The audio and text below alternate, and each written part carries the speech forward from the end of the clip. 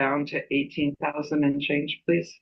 Yeah, absolutely. So it's based on population projections, and we also reduced some funding areas in, I believe it's outreach materials specifically, such as like printed materials, such as like pamphlets and stuff like that. We made some minor edits to make it a little bit more reflective of what we actually need.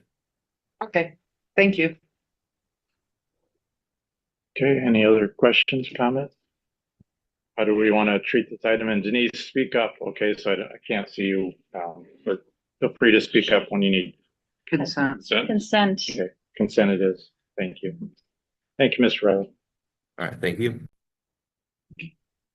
Information only presentation is next. I'd like to welcome Executive Director Michelle Fleetwood to present item B1, which is the update from Eagles Wings Coordinated Care on mental health and chemical dependency programs.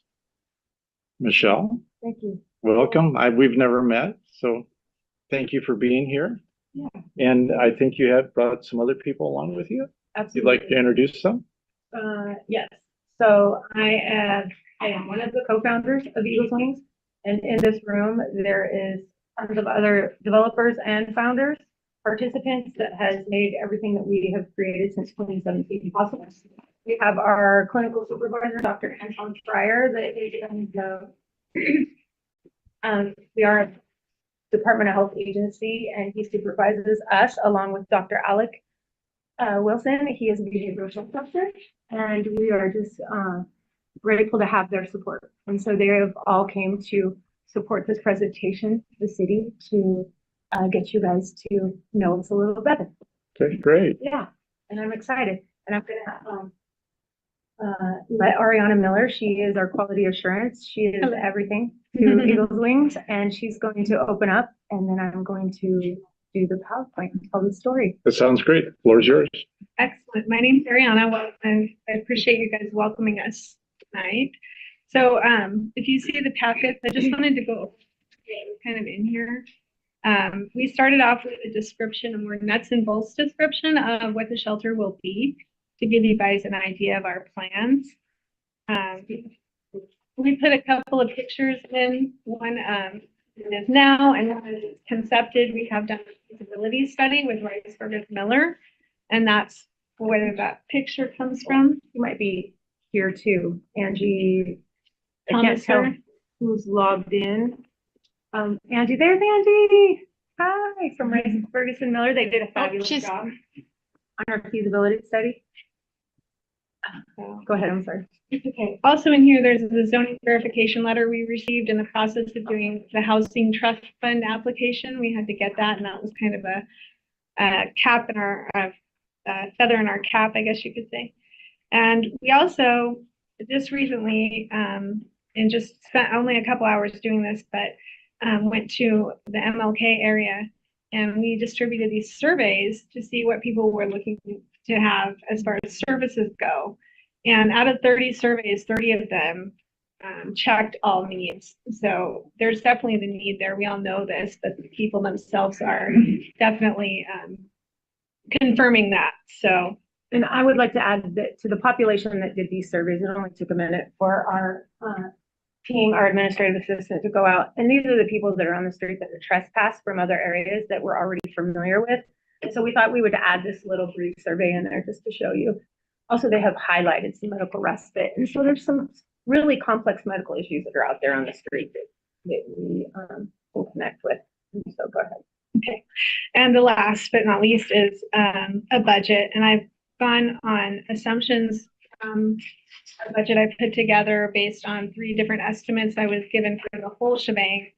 We're asking tonight, looking at just a smaller fitting thing together, I guess, to do a temporary shelter. So this is not the big shebang, but I took numbers from that to calculate what this would be, what this portion of the construction would look like to get it up and running.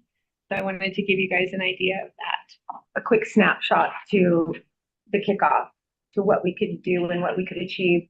And you guys can ask us any questions anytime. We're always available. Yeah. And then we're going to go, and Michelle's going to explain a little bit more about, let me share my screen here, sorry. I get to tell the story. It's our story, so it'll be pretty simple to tell. It's a huge privilege to be here and to be able to give you guys a little brief description to not occupy your valuable time, to honor everyone's. So the credentials and organizational readiness is super important. Someone had mentioned to me that I should probably learn how to brag more, but I'm not very good at that. It's easier for me to tell a story. And so just briefly, I've been in social services since 2007, started at the YWCA, working as a bilingual family service advocate in AmeriCorps. And I did a couple of years of that before I went into housing case management with Agape, worked in the light of Barbara Day Max, the founder, and got to work with Robin O'Grady and some really, really great female mentors that had showed me the way. Joyce Cole Pugh back in those days was family service program manager and my supervisor actually, and she's in Eagles Wings development as well today. So there's a lot of substance and a lot of experience that went into Eagles Wings and the development in 2017. So I was still working as a shelter manager at Salvation Army, learning a lot about myself and about the environment where I ended up working.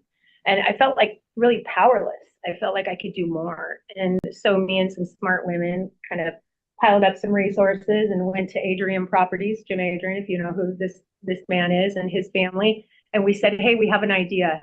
And he said, okay, I'm going to give you a triplex. I think he got a triplex from Soriano back then. And all these legacy people in this community that are sitting around these tables trying to hash out how they can make the world a better place. And he gave us the triplex, and we started out with one unit, and I was still working as shelter program manager, and we started housing women sitting out on the street, disabled women. And so we filled one unit up at a time, and then exactly a year later from that, we opened up our first men's house. And so from there, it was like 2 houses at a time. And we have 20 homes today. And we have 135. And some of the people have been with us the whole time because there's nowhere to go. And that's the beauty of it, is that people come in, we open a house. It's Storm Inform Norman, that's what we call it. And the Norman becomes its culture and its community, and that in that home. And it sticks and stays. And so it's diverse. We serve people. We don't discriminate. And so we supervise and guide people through whatever it is that they're facing, overcoming, and able to sustain a space in our community. And there's been a lot of people along the last 7 years that have came back full circle and been the person to greet the new people coming in the door. And I just want to say, if anything, that it's the connection and the community that's serving itself that's the model that is successful. And that's where the change can really happen. So here we are, 2018, we have our first men's house, and we go through the system of becoming a Department of Health licensed agency with Dr. Pryor and our master social worker and Alec that helped us develop and become licensed. So what we do is we do critical support and peer support, crisis intervention. We don't take place of the partners in our community. We still work and lean into our partners. We work a lot with therapeutic courts, diversion programs, prison re-entry, hospitals and institutions. All of the inpatient facilities work with us. And so we take referrals. And we were able to take all of those referrals because we became Washington Alliance Quality Recovery Resident Accredited, which was a law that was passed in 2023 by the National Alliance for Recovery Residences, that if you were going to be a recovery resident, you had to meet some qualifications. And we were the first in our county to get those qualifications, and I'm super proud of that. Oxford was grandfathered in, but we had to work for ours. So we always host and welcome when the Alliance groups come into our county, and Mayor Wheeler has been there to welcome them and to host the leadership events. And so what we've heard from nationwide, that Sap County has the best quality care programs. I think that that's important to highlight in this presentation, because again, it is that peer and that community that has highlighted a lot of these successes. Kind of back in the day, I don't know if you're familiar with the Bill W, like it takes someone to reach out to someone to help someone. And I think that it's always been there. I think we just call it something different today. And so along our accreditations and our licenses, we have been able to hire behavioral health nurses that has been able to greet and serve the people that come into our homes. There is a thing with the people that come in is they're not as active, their diets change, their medical issues become more present and more priority, and so their medications change, and having those professionals there to help us identify what these things are has been really successful. Our success of our people becoming stable, because we have those professional people that help us keep everyone safe with the medications and whatnot.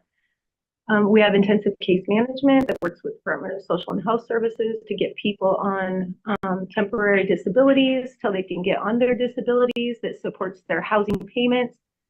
One of our other biggest achievements was foundational community supports, and that was something that was offered in our county back when Kirsten Jewell was around. They were doing demonstrations about this healthcare authority funding that could help people with supportive employment and housing, and we were one of the first in our county to get that contract, and we still have that contract today.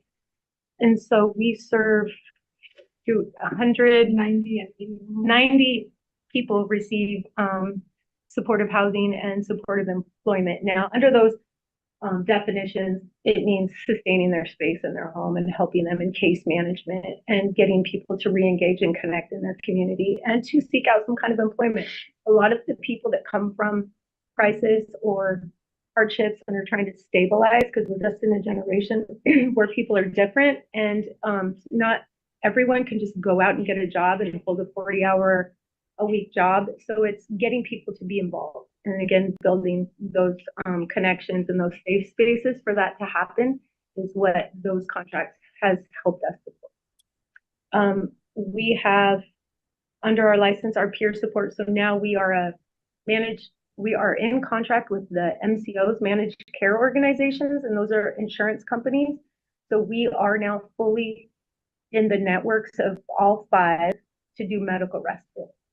And so we just do things. You know, we hear a lot of things happening, and we're not all in the public eye, but we just figure out how to make things happen and to do it the right way. And then the people are the result of that, and the people that are getting well. And there would be another 137 people out on the street if it wasn't for the great work this team does and the houses that Mr. Adrian provides for us, and a community collectively. And so it's been really an honor to be able to be in the lead coaching all of these great programs. I would say our clubhouse is another thing. It's the old Gilbertson's Community Center, if anybody knows where that's out on Illahee. It was built in 1941, and it's a community center that's in a residential area. And so it used to have like bingo and Boys and Girl Scouts and little garage sales and whatnot. And we inherited that building, and it took $100,000. And David Wheatley killing himself. He's our licensed contractor. But it's a beautiful environment, and it got occupancy to serve 70, I think, sitting down, and 200 up moving around. We upgraded the septic and whatnot, and so we're using that environment to invite people in, and it's open to the public. And I think Jane has been there. It's a wonderful place. It really is a beautiful, beautiful place. The contractors and volunteers did a great job on creating a space, and so the community really welcomes us. We have been out there 4 years now. Yeah, almost 4 years, and we've had no pushback. And so we're super mindful of the spaces and the neighborhoods and the environments where we go. We make sure they're clean. We make sure they're supervised. We've had postal service carriers that have said that since Eagles Wings has been in their neighborhoods, that the neighborhoods are safer. They feel safer. I think that that's really a cool thing too. I guess we can move on. Yeah, so that's some of our credentials, substance, I guess. So we're a community-based nonprofit. We serve Kitsap County everywhere, South Kitsap, North Kitsap. We currently are in contract with Doug Washburn and the Human Service Director with the old CRC receiving home. We've had that county building now for 4 years, and it's served women and women that have been victims of domestic violence as well. And it's out on a private road. And again, we've been welcomed and we've earned our space in that community, and we value that. Very grateful to the county for providing us that space. All of our people specialize in trauma-informed care. We are trained by Relias and by a lot of other great programs that are in our area and that are offered to us through WACR and through the Healthcare Authority. So we're constantly upgrading our skills and staying in tune with the best practices. We are a behavioral health provider. We are licensed to do that. So we have all of our licenses to do what we do. Transitional housing is our expertise. Dealing with people 24/7, we have to have that critical response group and those safety mechanisms in place. And so we have our professionals that help us sort that out. EWCC supports this community in caring for each other, and that's really our strength. It's a community that gives back, and they allow us to help them. And so it's just worked. It's been a model that really works. Our proven track record, 4 years of successful administration with the 0.1%. We've had that with the Kitsap County, and we've had the Citizens Advisory Committee come and tour our houses, and they've spent 5 hours just this last year. I had them all in the car, showing them all of our, I call it the village. And so I thought that was really great, and they were very impressed. 8 years of coordinating care with diversions, therapeutic courts, Thrive Court, Veterans Court, Family Court, mental health programs. I think we all work better when we have safe housing, and all of the other therapeutic programs that have the therapy and the accountability pieces of the diversion programs make us all even more successful. Yeah, we have, I guess I'm kind of jumped ahead. We are a recipient of the Housing Trust Fund. We got a capital award of $1.2 million that we purchased 2 properties. We have a bed and breakfast over there on 12th Street. Bed and breakfast, it's a big old bed and breakfast house. And then we have a 4-plex down on 6th and Hewitt that has a contract with the soon-to-be contract with the Bremerton Housing Authority for project-based vouchers. We just now got the permit, start the work, and to move efficiently, hopefully, to get that done.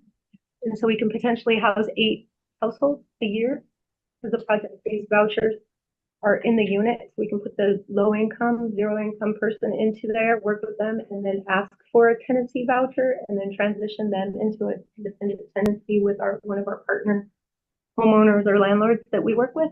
And Mr. Adrian is one of many that we have relationships with in the community, so we value that. We housed 128 unique individuals in 2024. Yeah, I always call it sometimes our population and our team bright and colorful. We had these other outcomes of 88.3% of participants remain stably housed for at least 6 months, approximately 20% participants in therapeutic court programs. That was pretty cool. And we got to keep track with Lieutenant Staff. Is she a lieutenant still? Yeah, staff with the county jail. She got to look at some of our demographics and was impressed. At sometimes responded that it was happy to see some of the names that had sustained housing, and we got some recidivism reports that some people would go back, but it was sanctions, not because they reoffended. And so that was pretty awesome data that we could work with. 88% of the participants who had been in service at least 6 months were still in services at the end of the year. Permanently housed more individuals than any other agency. I thought this was important. In the county through the Housing Choice Voucher Partnership. So we had a memorandum of understanding with the Housing Authority along with a bunch of other nonprofits. And we, in 11 months, we leased up 28 households. And so they all had homes, and we did that pretty quickly and efficiently, and we're proud of that because I'm a little competitive. And so, yeah, we just are proactive and we know the systems and we're able to navigate through them, I think, a little bit more efficiently because we've had some long-term people with experience that's made us successful. Regulatory and compliance strength, the organization alignment with the Kitsap County Homeless Housing Plan of 2025 and 2030. We are in alignment with that, and we have letters of support from county director. Alignment with Washington State behavioral health standards as we maintain a license, and we have our yearly reviews. Our last review was just this summer, and we had no issues. Compliance with ADA, fire, life safety, and facility requirements. Every year, WACR comes, Washington Alliance Quality Recovery Residents, our healthcare authority mentors. They come every year and inspect each one of our houses. So, yeah. Let's see what else. Staffing qualifications. So we have a lot of staff. We have 22 staff. We have professional and trained workforce. These individuals are diverse and bring all sorts of different strengths to the team. We have certified peer counselors that are people that have the learned life experience that are currently certified. We have 6 that are certified to actually do the peer work, and we have 6 more waiting for their credential. And we have a few on wait list to become accredited. So what that is going to offer is it's going to offer overhead and funding to keep our programs sustained, which is great. And so not everyone can do that. And because we are a behavioral health agency, we have that on our license. And we're able to do that and then bill for their services, which is, we're working on that right now. All of our staff is trained in trauma-informed care and crisis de-escalation, supervision and quality improvement. We have plans in place all the time, and we're always adjusting, doing risk assessments, constant because things always change. The storm and Norman Foreman, sometimes it's quiet before the storm. Our team is passionate about shelter. We all have some experience in it, and these are people that will volunteer and lead teams to keep a community safe. And we're all here, and I always tell the mayor, tap me in, coach, and we're all just ready to give back. Our next steps, well, we did a transitory permit, and we did our preliminary meeting with the county community development, and pretty much we just want to introduce ourselves to you all and give you a little information about what we do, because it's a lot and it's real hard to just present something so great and so big. We are open for tours. If you'd like to come, we'll take you and you can see hands-on and meet the people we serve and hear from them. Some of their stories is pretty empowering. We have plans in place for the fire watch. We've all had experience doing that. Safety planning. We would begin our phase to complete some plumbing and just to work efficiently to get the doors open as quickly as possible to serve this population. We can serve up to 50 people in this parcel. We have the 10-bedroom house that's on the same parcel, so that whole area belongs to us. We have up to 30 volunteers just up in the South Kitsap area that would help. We have buses, we have utility vans, we have minivans, and we would provide transportation to and from. We do that already with our 20 homes. We pass out drivers. Our drivers go around to all the houses and transport people to our clubhouse. We would use our clubhouse too to help people in an emergent cold weather time. Like if we had to bring in if we had to serve 50 people and we had to turn our common area at the shelter into a sleeping space, we could then bus people to our clubhouse and they could still stay inside until it was time with activities and life skills and professionals until it was time to go back to sleep. And then we could turn that common area for the other people back into a sleeping area. We've always planned on doing stuff like that. Again, it's been one of our most important things. When the Wood Foundation, I don't know if anybody's here from there. I know Dr. Pryor's family is part of the Wood Foundation. They helped us purchase this property with our partners. And we did that back in 2022, the beginning of 2022. That's when we actually took lease to it, but it was purchased earlier than that, but it's been remodeled and brought to the standard that it is now. It's always been in our hearts and our minds to have a space so we can work with the people that we serve, because not everyone can be in community living or recovery spaces immediately. We have to have a place to, bring them in and let them rest and get some clarity. And if they feel better, they'll think better and get out of that survival mode. And so we're ready to move forward. We just thought, have a little presentation and let you see all our faces and open the floor for questions if you'd like. I know you have a long night. So No worries. So this is very important to us. That's why we put you up in front here. yeah. So I'm going to open it up to the council. And this is for, I read the material, you have basically two phases. This is for the immediate one to open. The ask is approximately 200,000, 250 based on your sheet here. But then you have a phase two. Can you just lightly go over what phase two is? Well, the phase two would be all the extra expensive stuff. We do have the Housing Trust Fund proposal in that we will hear sometime in January if we win that award. That's for 5.8 million. That's the big picture, and that's with the finished project. That's with Rice and Ferguson, and that's with prevailing wage, and that's with the purchase of the building, and that's with the indoor-outdoor landscape, and all of the bells and whistles that are very expensive. But then we've got we can do this a little slower and as we can plan, and I think this is the introduction to that. So it just depends on if we get the award, then we'll go big scale. But if we don't, we're just going to keep kind of putting along through it.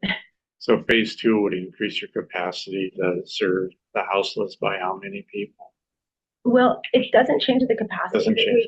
that we would serve. I think it affects mostly the landscape and the purchase of the property. So it belongs to us 100%. Okay, very good. Yeah. Okay, with that, I'm going to open it up to the council. Any questions or comments? I have Jane? questions. So are you saying, I'm looking at this budget that you have. Yeah. So now the county says if you do these things, then they'll give you a temporary occupancy permit. Is that? We have the transitory temporary permit, and we wanted to do this presentation, and I don't want to overpromise and underperform. I don't want to get everybody all excited unless we're going to be able to do it. We do have an open house that we're going to do on the 18th, and we will move forward with, yes, we're going to do this. I think we need some more interior pictures, complete the transitory permit, but it looks like we can get it pulled to the top. And again, we have the zoning letter. So yes, to answer your question, if we can do this, we can open it. Okay, so transitory is the same as a Temporary. temporary. Yes, that's Yeah. what the new code is, with the Oh, okay. Yeah. coordinated emergency spaces for people that are in crisis. And so my understanding is that you're aware of the population already Yeah. that needs your services and your help. So you don't have to go through a big application process where somebody has to wait weeks and weeks to see if We can they're. roll up in the bus and ask them if they're ready, with a sandwich and a water bottle. And we pay for the gas. we And take then- them to sleep. And then one thing that, when I was out visiting the clubhouse, somebody, had explained to me, like, if you have a doctor's appointment or appointment at KMH or something like that, you provide that service to bring them wherever they need to go. We have a contract with Kitsap County. Also, we didn't put that in the PowerPoint. We have van pools, Kitsap van pool. Kitsap van pools that I got to be in one. transport. I guess we get new vans as soon as they come in. I'm really excited about that. And all of our vans will have the wheelchair accessibility. Good, Yeah, good. we have very nice transportation. So then, St. Michael's, when they decide to drop somebody off, which they do, in just a hospital gown, will they instead maybe contact you so that you could do medical respite for them instead of them being left on the street? Absolutely. We're tightening those relationships with the complex medical placement team through Common Spirit. We are working those details out. Okay, The complex placement manager, they all like the hospital doesn't have to pay for the medical respite. We can bill the MCO for the medical respite as long as the provider signs on the referral from the date starting and the date ending. And so we worked really hard to get in those networks with the insurance companies, and so we can bill directly. great. And so it's one of our biggest strengths. Okay, that's good to know. Thank you. And we do have a really good relationship with the mobile medical with Peninsula. We've been using them the whole time. And I've had great behavioral health nurses that helped us develop these systems. And we always were doing medical respite, but not getting compensated for it. So now we're ready. We have 15 medical respite beds, actually. Yeah, Great. we're excited about that. Any questions or comments?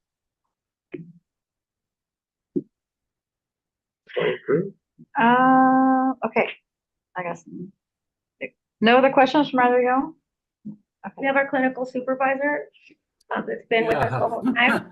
I'm Dr. just Anton, listening right? to how, this is, even some of this is new information to me because my practice is kind of winding down. I came to this from a kind of a different direction a little bit. As a practitioner in the community, a psychologist, we realized long ago that there were vulnerable adults who were taking an enormous amount of energy from crisis service, the clinics, and without stable housing, our efforts to treat them were just wasted. And that's when I got involved with Eagle Wings, and they were just starting. But I saw the possibility of them providing exactly what they're doing today. And this reduces the burden on us tremendously, and it also makes us more effective. If you haven't met the basic needs, providing therapy in that environment is almost an impossibility to do it meaningfully.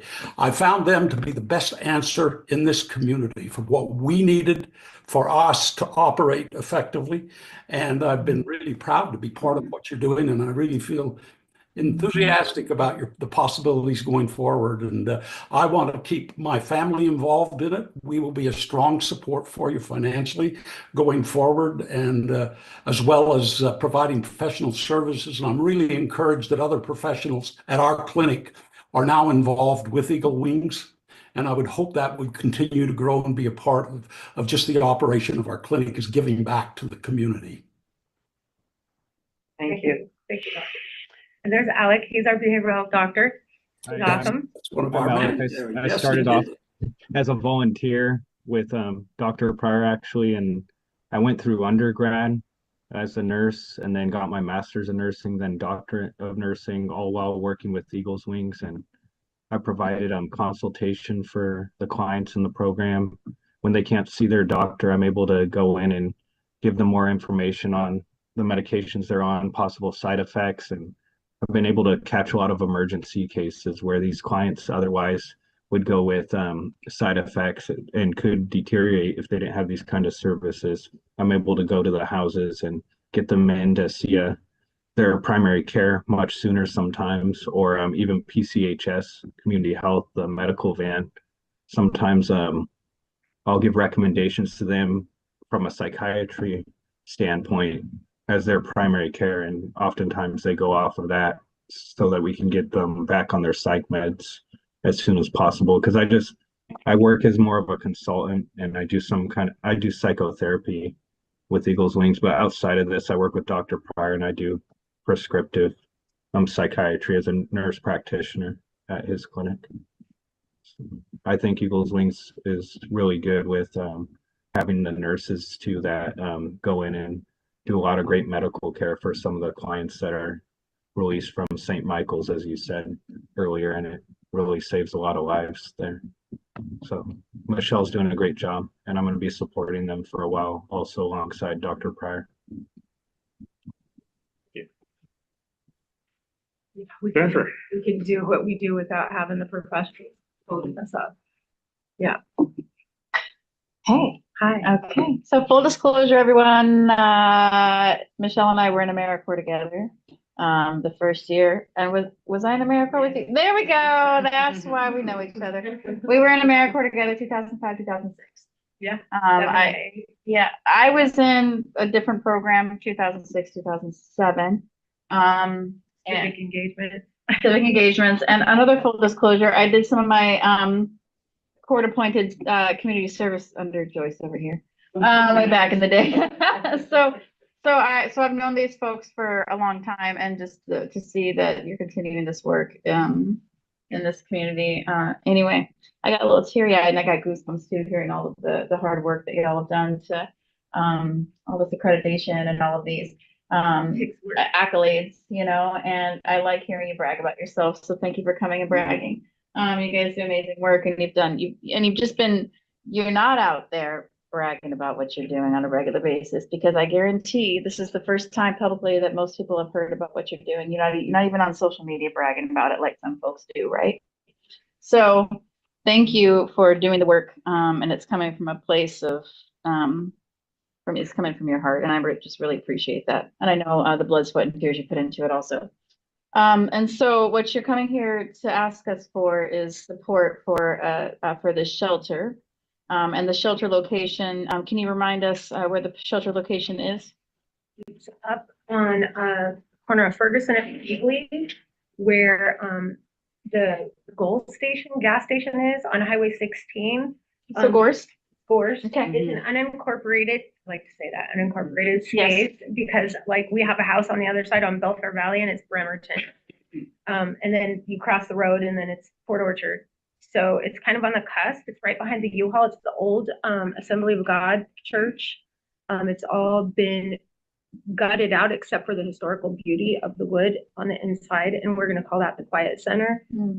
It's under shelter definition, but we want to call it a wellness center. We want to take the stigma away from what that label means, and we'll think that people will feel safer in those spaces. So the wellness center that's in Gorst on Beagley and Ferguson.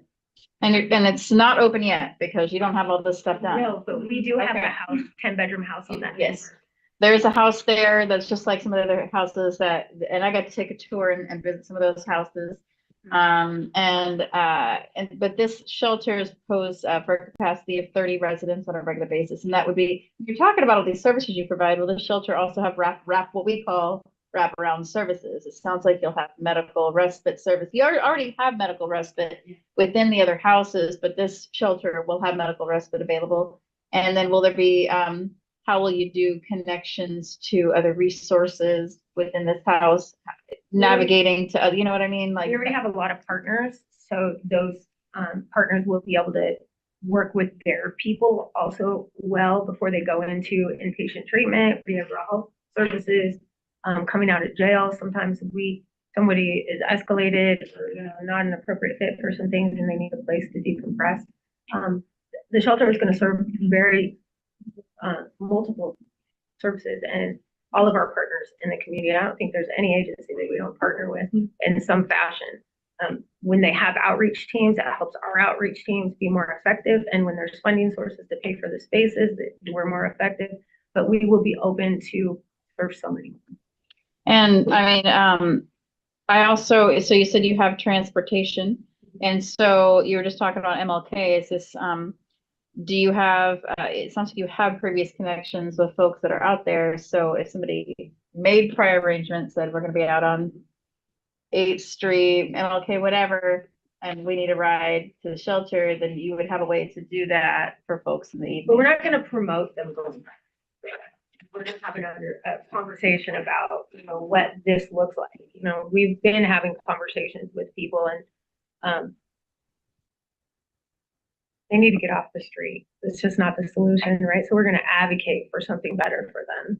But if they need to come back into town, we're going to take them somewhere. Maybe they have an appointment at DSHS. Maybe they need to get a new food stamp card. Maybe they need to get an ID. So we'll take them to those places. 24/7 shelter. Yeah.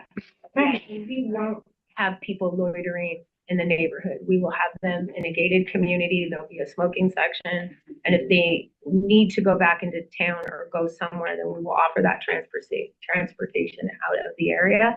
Some people, believe it or not, aren't even from Kitsap County. Yeah, They're not. We've been hearing this. So, you know, sometimes I know when I was shelter manager and I worked at Salvation Army, when we closed the cold weather shelter, this was way long time ago, we were able to give regional bus passes so people could go back to where they came from. Kitsap County was an easy place to be houseless, I believe, and you can eat well here and you get socks and clothes and things that you don't typically get in bigger cities. And so people felt safer here, you know, and those were some of the statistics that we were collecting back in 2017 and 2018. I think you guys were board members back then. Yeah, before Mayor Wheeler became mayor. And so we came up with ideas that we could get people back to where they came from, maybe even cleaning them up a little bit so they can be reunited with family that were in another state. And so we focused on doing that, and that's what we want to focus and implement in this opportunity. And so you're coming to kind of ask us for some support with getting all of the, you know, getting the funding so you can get open. What's your timeline on getting this work done?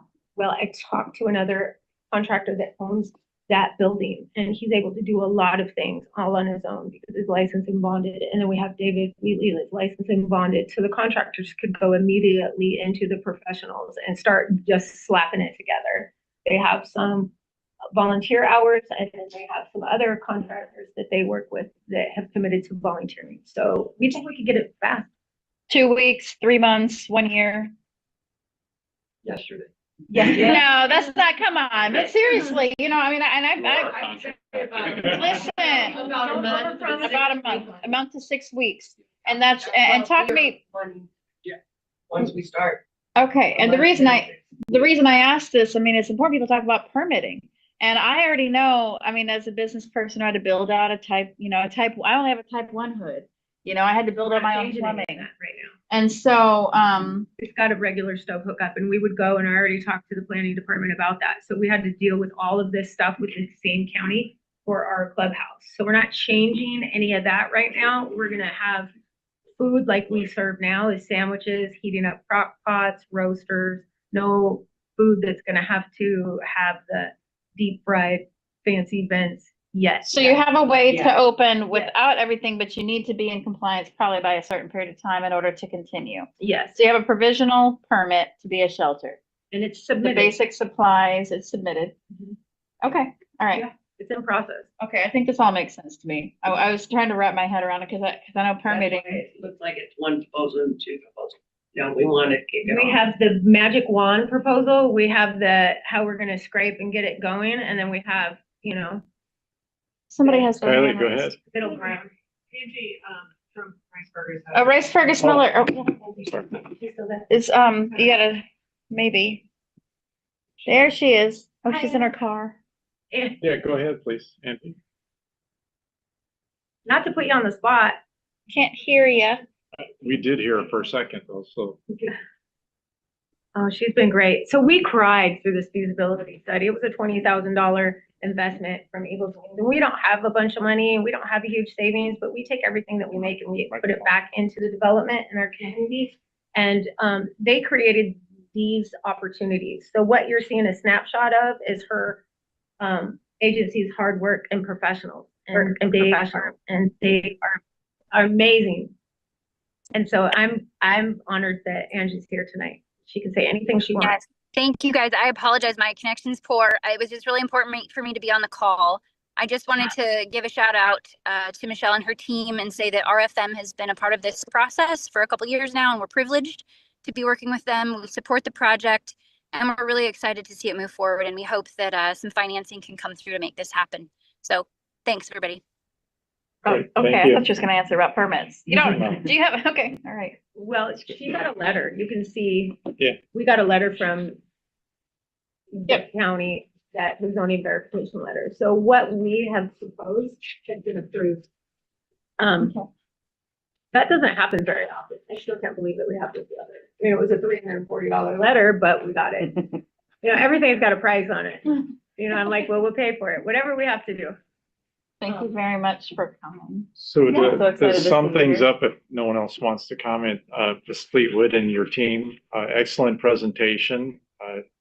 It's great to see everyone on the team too, the support that you brought here tonight, and your examples and telling us about the history. I'm thoroughly impressed, and it's quite clear what your immediate needs are and what the immediate ask is, and we'll take that into consideration. We appreciate you coming here and telling us about your great project. So thank you very much. One of many projects. Yeah. And thank you for having us. Thank you. Thank you so much. Thank you, Ariana. Nice work with Thank you. everything. Yeah. Okay, we'll let you guys have your interesting evening. Yeah. I'm sure Jennifer brought some delicious snacks. No, I didn't. She never brings us. I never bring anything anymore because I'm already selling out. Thank you. Okay, we'll go with that. Have a seat, coach. We got this. We got this. You guys have a wonderful. Can we take a evening. 5-minute? I'd like to keep going. Okay. Yeah. Great.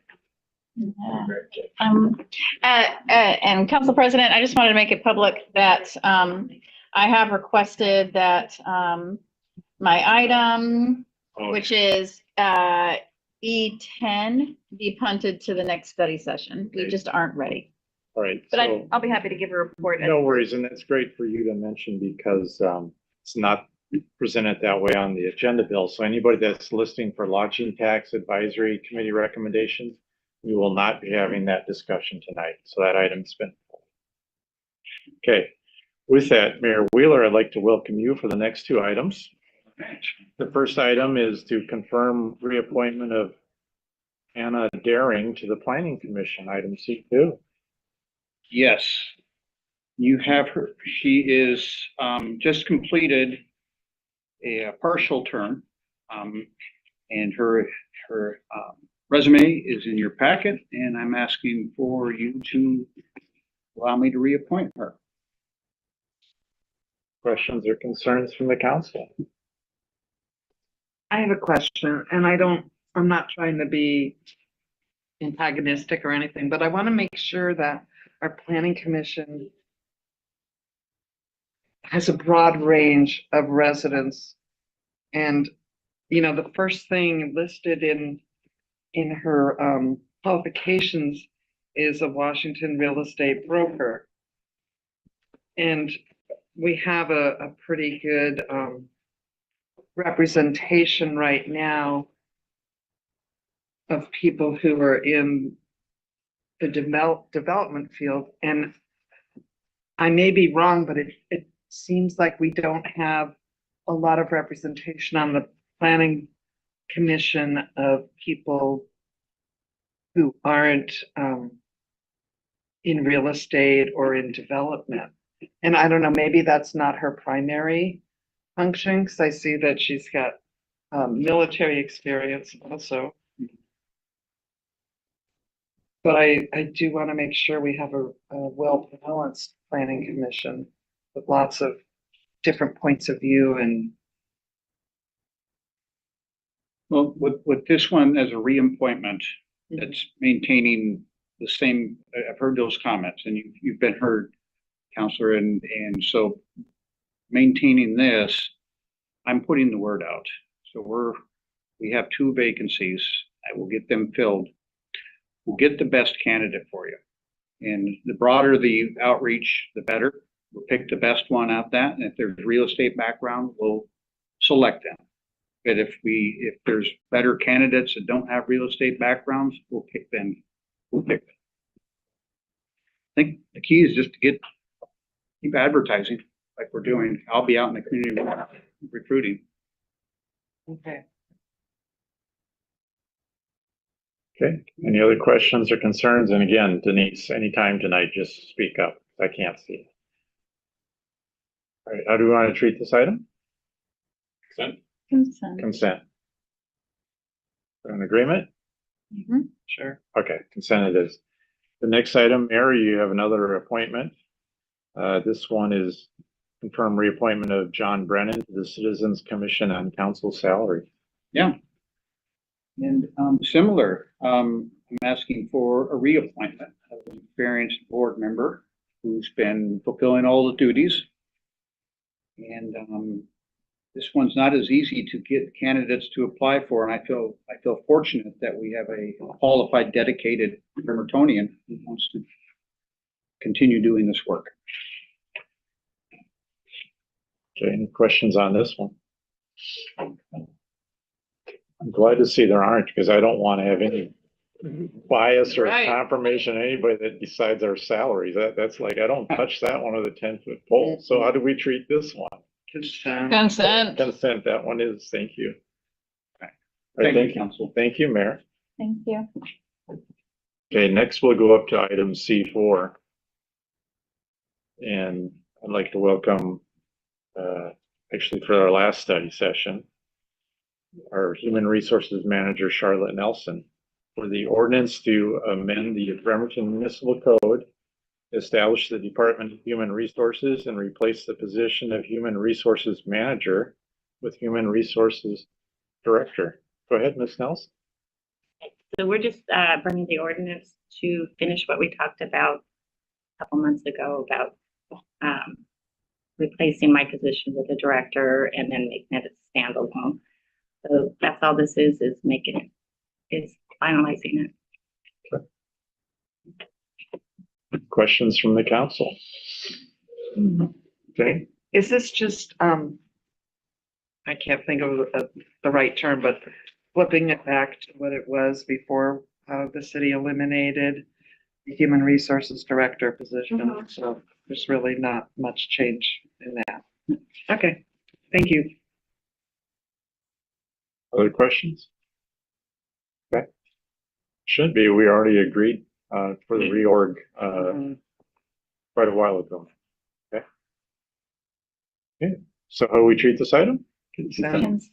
Consent it is. Okay, I'd like to welcome our city attorney, Kylie Cannell, here for item C5.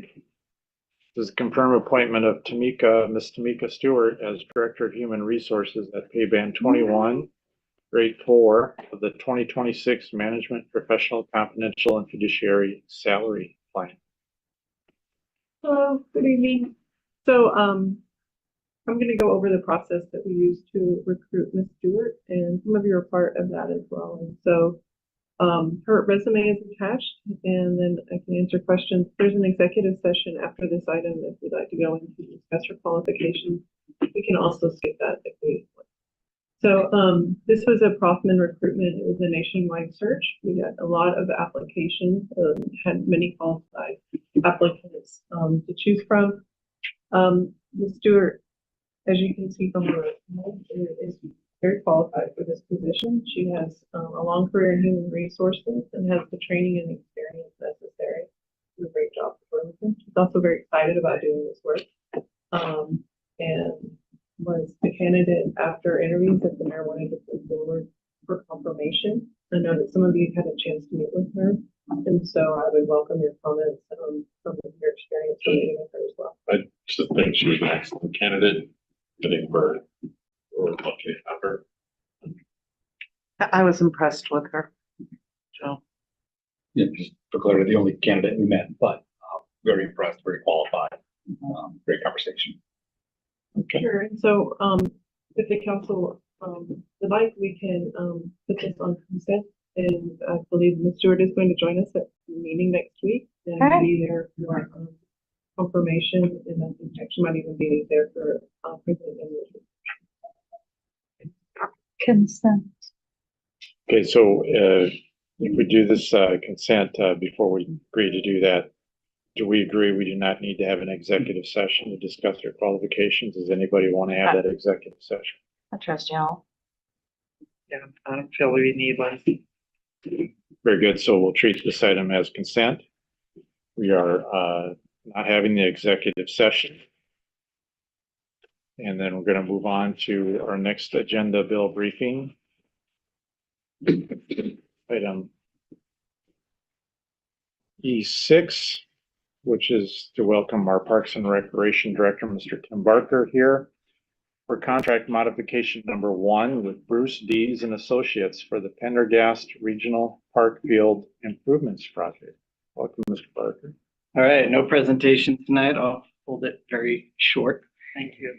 So Bruce Dees was part of our initial design for the 30% for the 2 soccer fields at Pendergast. So this is just a continuation of that project to get us to a 90% drawing. $150,000 was put in the 2025 budget for this project, and the total cost for this portion of the project is $148,901. This is a modification to their original contract. So basically when we brought them on, and I think it was 2023, brought them on with the ability to continue them as the consultant to this project. So that's essentially what we're looking to do. So what this would do is get us, like I said, to the 90% drawings, which would allow us to apply for grants and to be able to reach out to a potential funding partners with more detailed idea, and it will give us cost estimates as well. Okay. Was this discussed in the Parks No, Committee meeting? Okay. we haven't had a meeting. Yeah, no, I don't think so. Unless it was a couple months ago. Yeah, I don't believe we spoke about it. All right, no worries. Any questions or comments from the council on this? Michael? So just to be clear, so the roughly 150 that you're asking for is already in the budget. It's already in this year's budget. And then when you say going out and looking for funding, that's for like construction or Construction. Are you going to Correct. try to fund this at all? Kind of retro? Or? No, not for this portion. Okay, great, thanks. Jane? So this is gonna bring us to 90%. So the goal is that you're gonna get it not only 100% funded, but that other 10% to get it finalized. Yeah, we hopefully with a grant, we hopefully could complete the 90 to 100% and be able to write that into a grant. But to be able to move forward and to be looking for funding or to apply for any grants, we have to get to 90. Right. Otherwise, it's just going to be sitting there like it has the last 2 years. Okay. All right. Thank you. Eric, I have a question. Go ahead, Denise. Yeah, Tim, I just want to confirm that this is compatible. It's completing what was started. Thanks for picking that up, by the way. And is compatible with any further study of Pendergast as a whole. Yes, great question. This is basically separate from any future master plan or redevelopment that we would be doing at Pendergast. It does not, any future work wouldn't contradict what's being done here. As part of this process, we are designing in a replacement of the restroom that's there. If you haven't seen the restroom there, it needs some replacing, but really designing out those two separate synthetic turf soccer fields that have been in the plan for quite some time. Thanks for that clarification. Sure. Jane? So, I don't know if you were up in the park for Island Fest. It could have been before Wasn't here. we had you on. I was Didn't have- here, I heard about it. Okay, It was We not. didn't have it last year. so is Yeah. that one of the areas where the soccer field? So Yeah, it'd so be- where the sand Yeah, the fields sand- are at. yeah. Yeah, so it was there and then they held it at the event center this last year. Okay, I just wanted to make sure that we weren't keeping the sand fields forever. No, this would be replacement of the sand field. It's that footprint. That area. Yeah, and actually have a map. If interested, but yeah, it would essentially be replacement of those two sand, turning them to synthetic and then making accessible pathways. Yeah, because it's very, Evening, it's not very accessible at all. not at all. And that was part of the concern with the event that was there. So Yes, if an event like that was to occur Right. moving forward, we would resolve all those issues. okay. All right, thank you. Michael? So, somebody puts on a festival, like, we're all hearing that, how precious the synthetic turf is. Is there any options to do something, be a little more multifunctional, for be able to allow other things to happen on them? It would depend on what it is, would be the other thing. I mean, it's a pretty durable surface. Yeah. I mean, would you We let couldn't somebody- spin fire or other things like that. Would you let somebody The drive, fire spinning? park a stage on one end? Oh, you could You know where Michael's head will go. Yeah. That's not over extraordinary. No, yeah, you could definitely I know some fire spinners. drive onto it. You could put portable stages on Yeah. it. Yeah, I mean, I don't know, the counties at Ortonfield they're very, like, don't want anything to happen to it. And as they're getting ready to possibly develop finally their second field, there's not a lot of open space. And I actually talked to your predecessor a bit about trying to also develop Pendergast as a great place for festivals like that. To get a great parking center and stuff. So it'd be nice to just make sure we're considering how else we use. Yep. Yeah, there's a lot of opportunities at that site. Yeah. For Thank development. you. So Okay. How do we Well, and want to just treat? another quick point for Michael. Remember too that Pendergast was identified in that LTAC transition report as great potential for youth sports tourism. Yep. Yeah, economic development's a big purpose behind this complex moving forward. How do we want to treat this item? Consent. Okay, consent it is. Thank you, Mr. Barker. For our next one, I believe our presenter is going to be online. I'd like to welcome our contracts administrator, Melinda. Oh, because I saw her online on Zoom. That's why I made the assumption. Nice timing you downstairs. Yeah. Look, no, it says you're online, Melinda. You're online. I know. She's got her computer. All right. That's how good she is. Okay, Could so. literally be two places. And this is why she's here to present on. So for the record, this is the resolution to update indigent defense services standards and award the 2026 Public Defense Services Agreement to Yellish, Barker, and Cunningham, PLLC. Go ahead, please. Good evening, council. So I am here to present a resolution updating our public defense standards. There have been a lot of changes in that regard, so now seems to be a good time to do that. In the last year, in the last 6 months, we've just had 2 orders updating the most recent change to these standards. So we think we are, November 6th, they just issued, we think, a final order, clarifying order. So we think we're in a good place. What these standards do primarily is update the caseload requirements.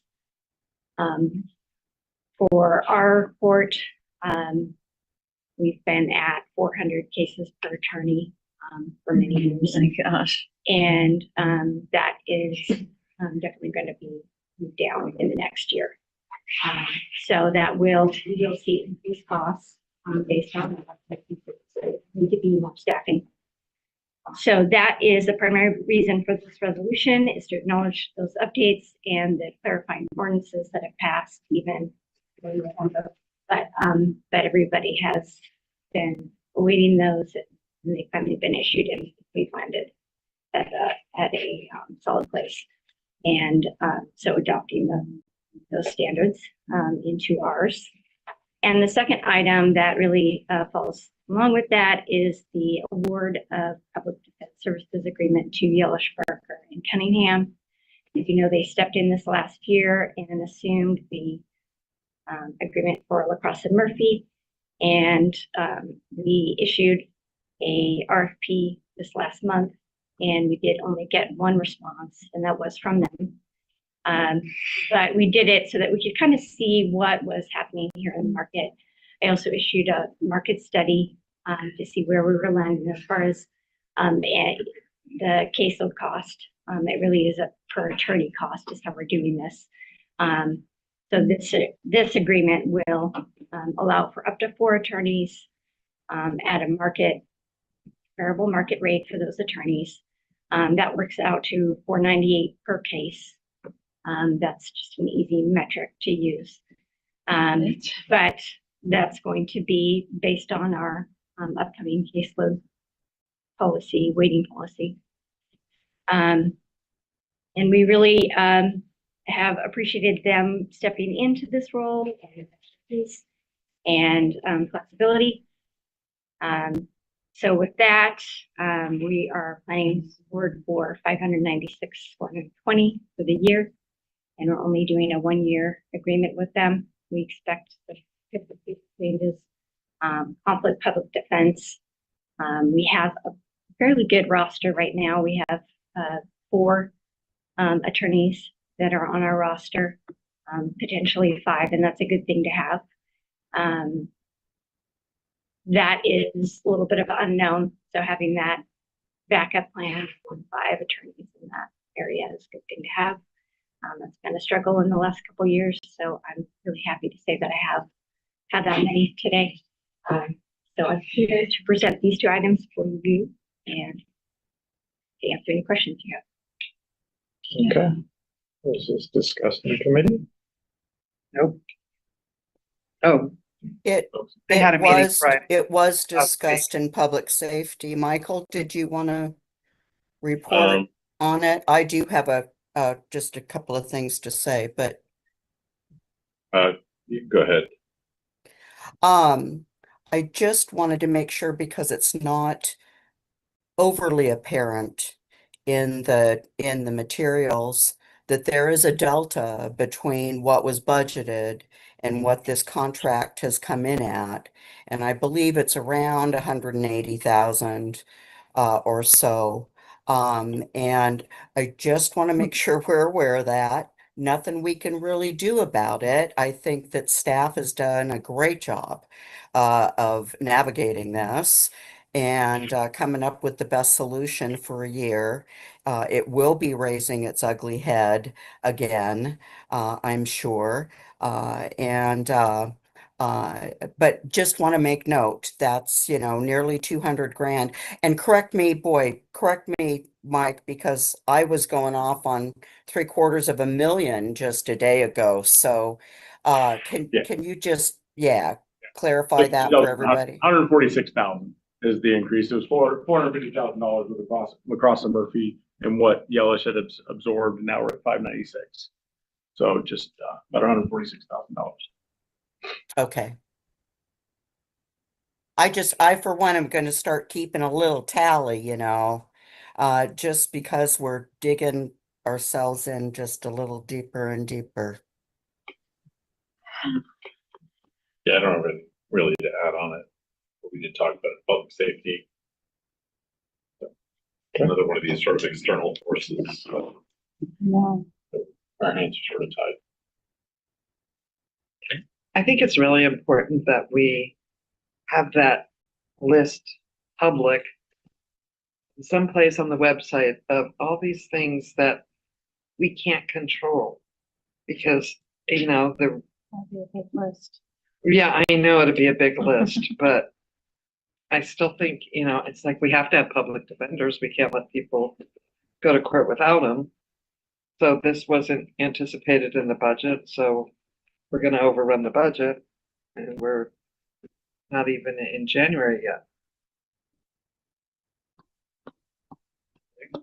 Mike, just real quick, was this 146 increase? Is that in the 2026 budget or? No, the dollar amount we had wrapped up negotiations right after. There is some room within our forecast within court, just because there's a lot of changes happening up through the court, we have a new judge coming in. So there is some room within their budget to absorb this.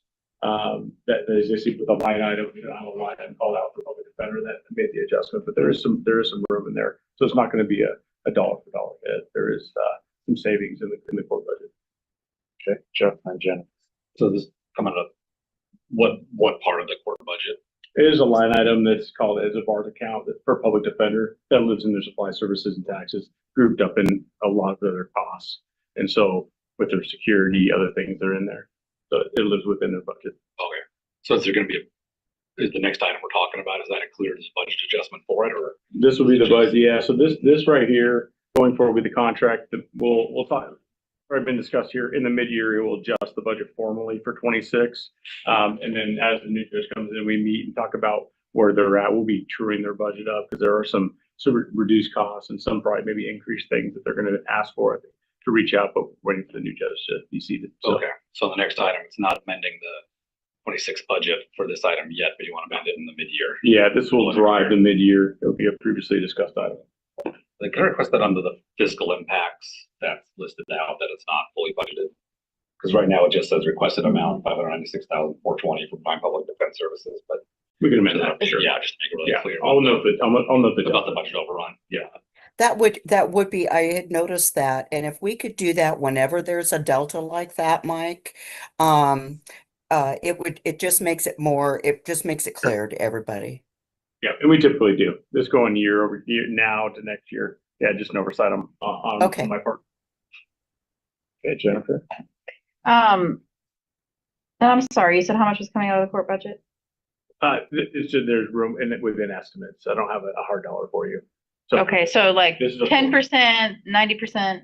I don't want to throw a dollar amount out. There's security contracts that have been adjusted. So did you say it was $498 per case with 400 cases a year? That was no. This it is $498 per case, but Right. this will be probably around $285 per attorney, so up to 1,200 cases. That's a little bit of an unknown, but we've been running around 800 to 900 cases annually. Last year we hit 956 total, including conflict, public defense, and we're already up 5% over 24 this year. So I'm expecting we are pushing over 1,000 cases now.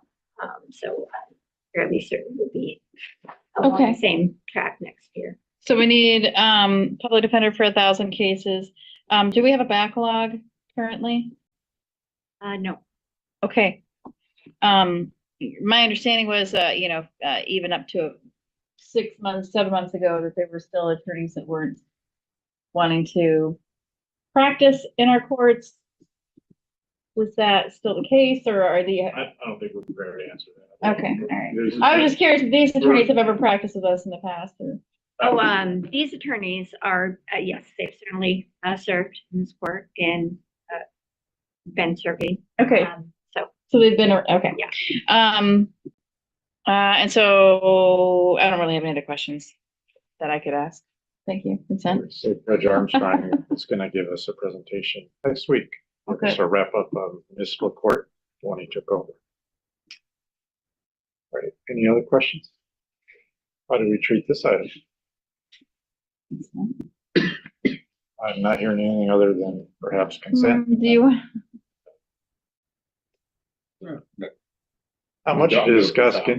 Would you vote it down, and what can we do?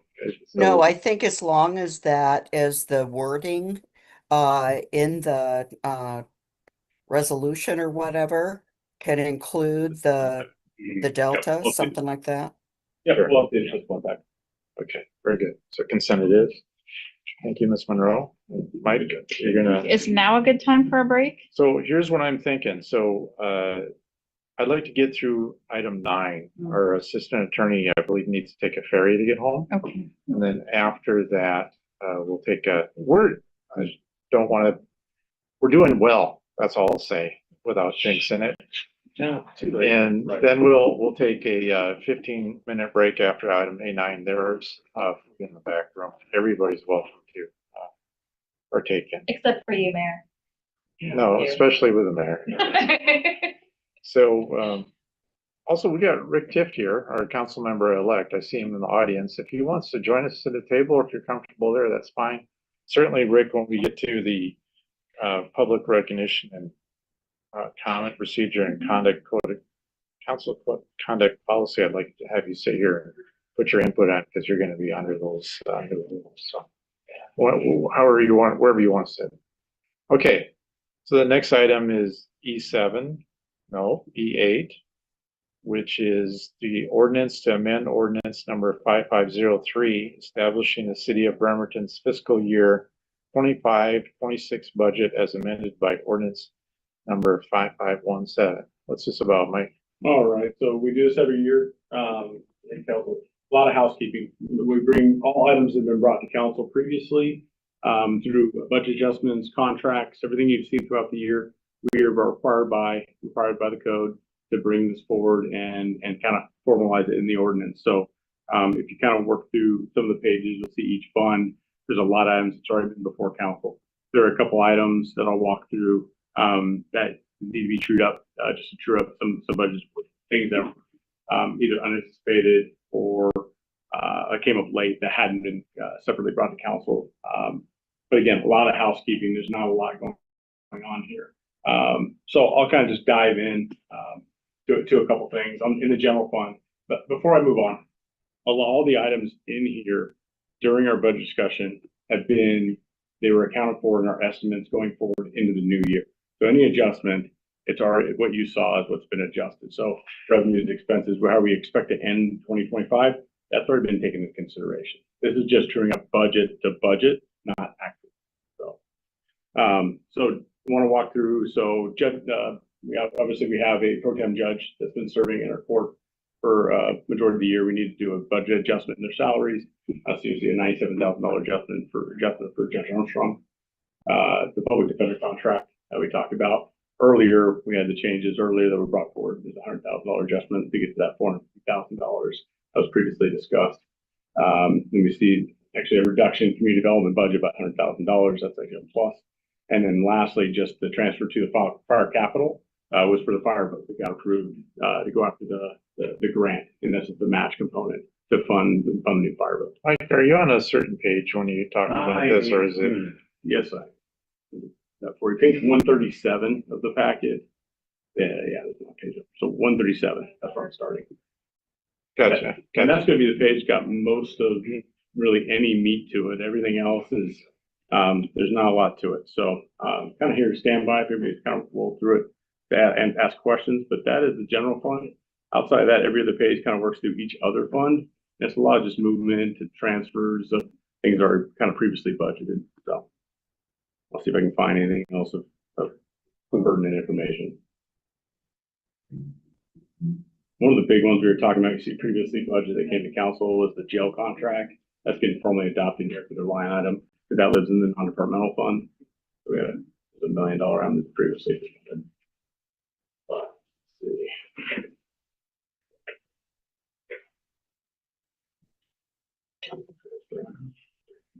Yeah, nothing really else to kind of show a lot of interest in. There's in the 110 fund and these special projects.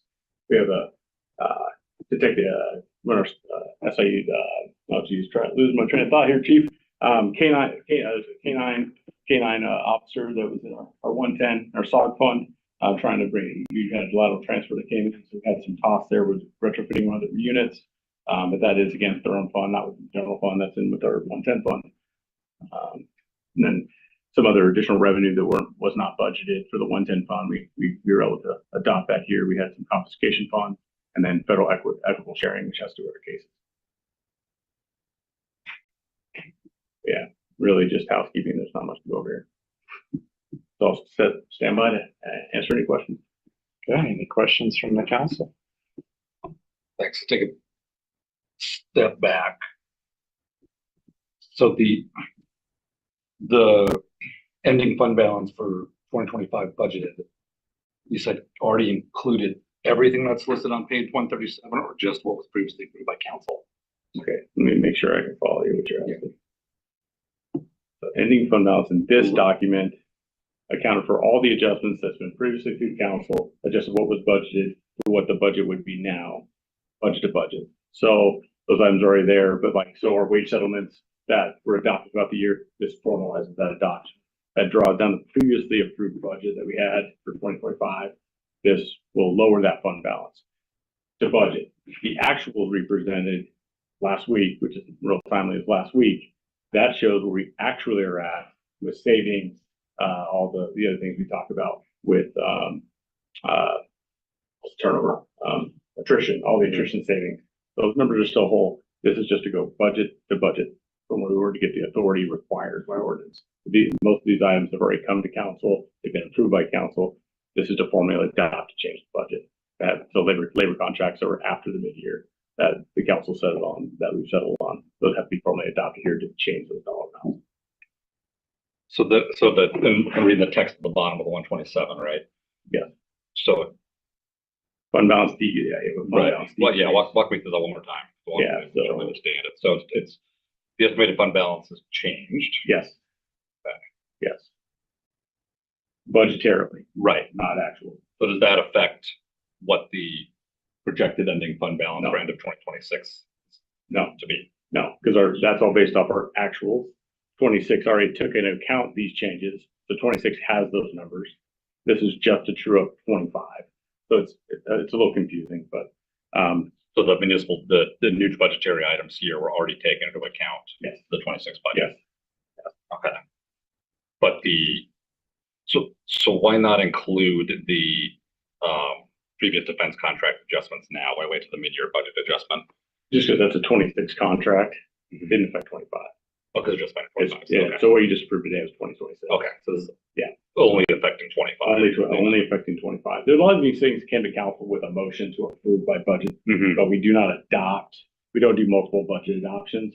This just gathers everything from June forward from the mid-year and rolls it all. So that's what I said. It's a lot of housekeeping from everything. A lot of things that's been in front of council. What was the community development reduction? The community, let's take a look there. I have to dive in. The 100,000, some we budgeted and we did not spend. I believe there was a plan, professional service, to do some work for outsourcing. It was revenue neutral. So I'd have to take a look. I'd dive in the back end. Okay, so 100 grand they had budgeted to spend at 25 that they will not spend now. Correct. Okay. And what happened with the CHIP grant revenue versus expenditures, not technical correction? So just putting the wrong. Yeah, just wrong line item. It was just movement. So which way is that? Let me find what page are you on right now? Still 127. Oh, still 127 or 137? Oh, sorry, 137. Okay. Thank you. 137. If I said one earlier, sorry. No worries. Back to that. 137.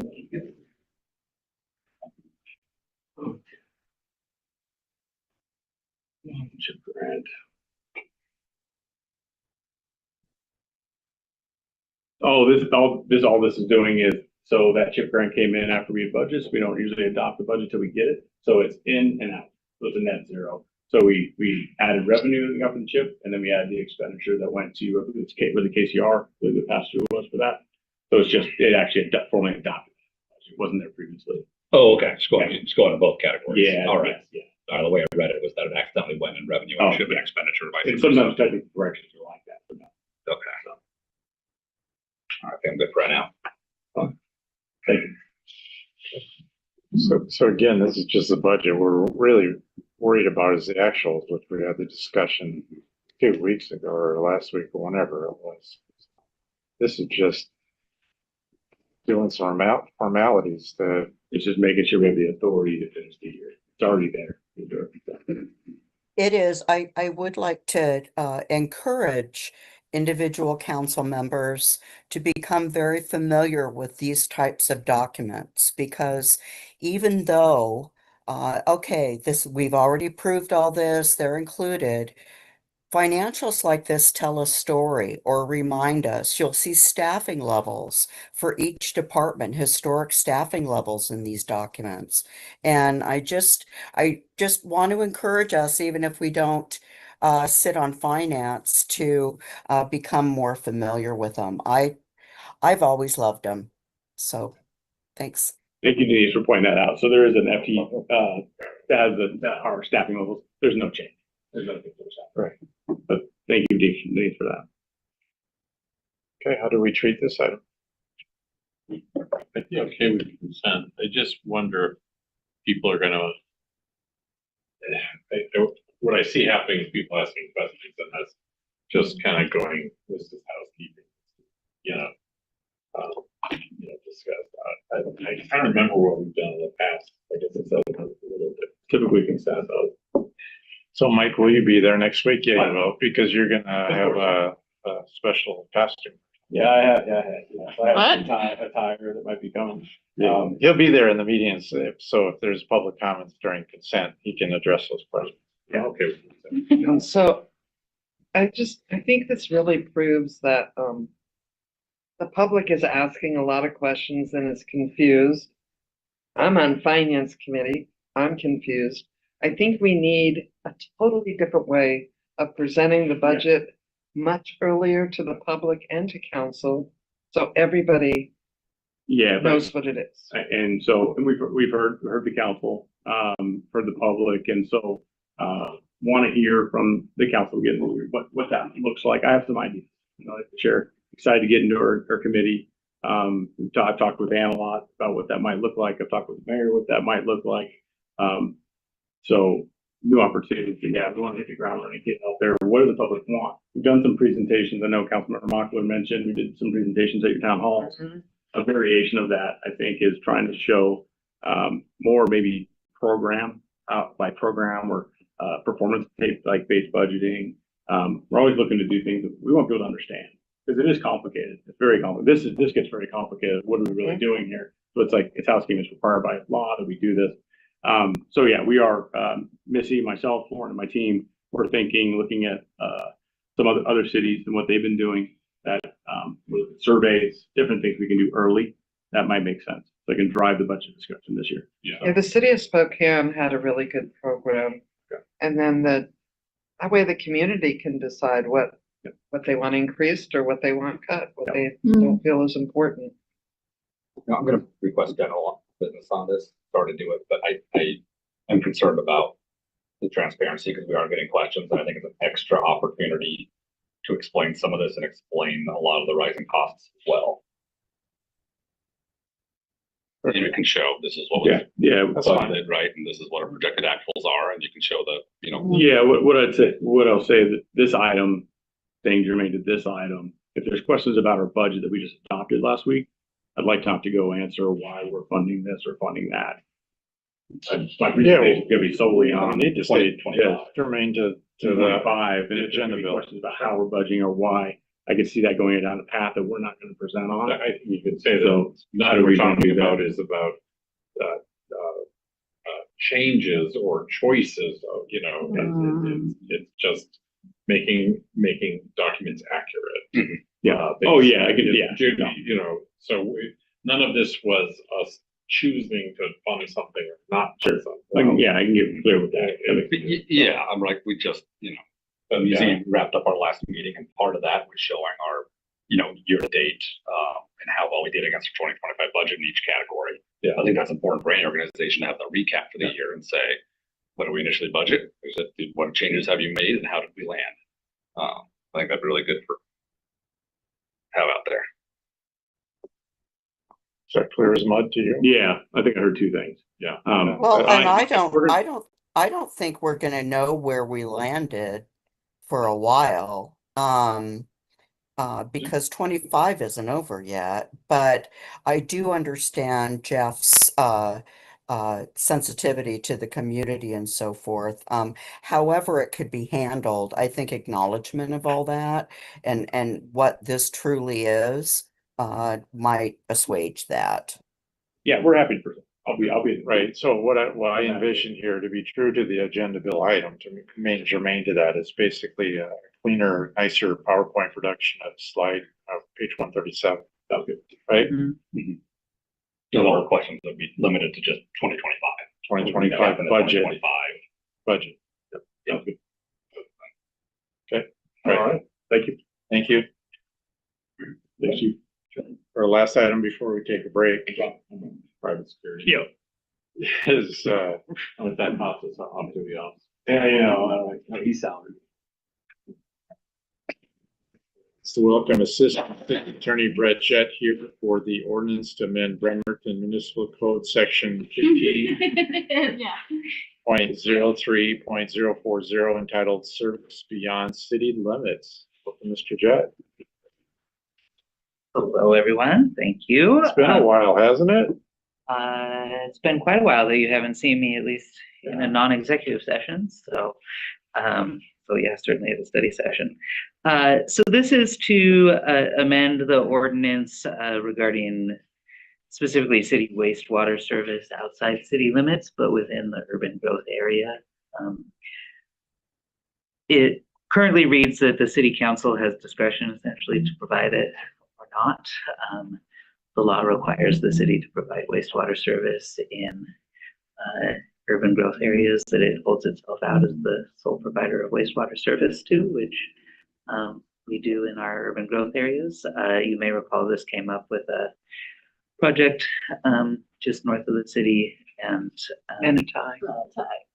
yeah, up at Anatai, that resulted in some lawsuits. But this is just to correct this, bring it into line with the case law requires, and to also have it now matches the water service provisions. So previously the city would provide water service under different conditions, and it would provide wastewater service. So just matches that, and then makes a small edit to reflect the law regarding wastewater service outside city UGAs, which is very limited by matches that. It requires the public health officer to essentially say it's necessary. Okay. Questions from the council? Was this before a committee? Yep. Okay. And what were the results of that? I want to hear more about this after that. Yep. Well, I think the part that really was disturbing, and it wasn't the attorney sitting in front of us, but some others, this was a tool that council, I think it was President Younger, prepared years ago to try to help with annexation. And some of the staff members said, well, nobody wants to annex into Bremerton. And that was really disturbing for me to hear. And we need some tools to encourage people to annex in or change the urban growth areas. I mean, urban growth, and we're telling Anatai, this beautiful, pristine area, that, oh yeah, you have to become urban. I mean, that's how I hear it. And I know that isn't what this whole discussion is about, but it needs to be, are we trying to encourage people to annex in? Are we charging them 1.5 times the amount for sewer service? So Like yes, we do they for still water? get charged. They have to sign an agreement to essentially waive and agree to annexation. But nobody has. I mean, that has not worked since David Overton's annexation 20 years ago. Although, no, we did have 5 lots annexed in between then. So we need to develop some, and this was the only tool we had, and now this one's gone. So we need to develop some other tools for annexation. Yeah. I just want to clarify on that then. So what I thought I was hearing was that it's less of a choice of city council. The UGA, the state, which supersedes our laws, says that we have to provide it. But does that mean that we can't put the conditions on that we, in the past, as far as, counting them as a yes towards annexation? Yeah, that's what this does. Yeah, You're they still do. required to sign an outside utility Okay. agreement. But that hasn't worked for anything else. Well, I understand, but you made it sound like a tool was going away. Well, I don't understand why it was a tool before. Was it legal when that ordinance was passed? And then the UGA, the GMA changed it so that it's now not legal? It's not the GMA, it's case law, and I'm not sure when the date of this was passed and when. I didn't do a comparison. Okay. I'm confused again, as well. So it doesn't change anything about signing on for annexation if you choose to, right? So you still choose to sign How on. this was previously written was that you were required to annex. And if annexation was not feasible, then the council could decide to still provide wastewater service. And now, with This, this new proposed language, you will be required to sign an outside utility agreement, agreeing to be a yes for annexation. and with no council say. But is that the Right. difference? Correct, It's yes. it's an automatic. Because council. Got it. If it's in a UGA. predetermined UGA. Yep. Which, Who predetermines the UGAs? County. Mm-hmm. There's a board, but that's not, Right, I know, I get it. okay. It's just, I mean, there's Consent. places that are never gonna, I mean, we're just cleaning up. Say yes. so now they don't have to go through the process of asking the other neighbors if you want to be annexed. That all goes away. No, it's still the same. You know, for Enitai, they did, they had to do Yes, they a don't, survey. there's no longer the requirement of the feasibility of Right. annexation study. Okay, in a That's a determined, big change. predetermined UGA. so, So the city has to initiate annexation essentially. And when if the city does, No. then there are No. yes votes, right? Not, or, No. sorry. oh gosh, we are. No. Previously, as it's currently written, the person requesting wastewater service would either have to be annexed, or if it was not feasible for annexation, so they would have to do an annexation feasibility study. Who is they? The developer. The developer requesting wastewater service. Gotcha. This change is no longer the case because no longer required to annex in before receiving wastewater service. So because they're signing that outside utility agreement, we have the yes vote is already existing. Correct. Yeah, so if there's a move to go annex, then Yes, that is already yes vote. correct. That move to annex though doesn't have to be So it doesn't initiated have by to the be city. initiated. Yeah. It could be, yeah. Yes, it could still be initiated. Or the community itself. Correct. But you can't have islands. Yeah. So we couldn't go and annex Enitai. I mean, you can't, it has to be adjacent to. Okay, can I go into the Wayback Machine since I'm the. Yeah, you're the one who Oh, wrote boy. It was Roger, our former city attorney, and myself, and working along with Spencer, recall.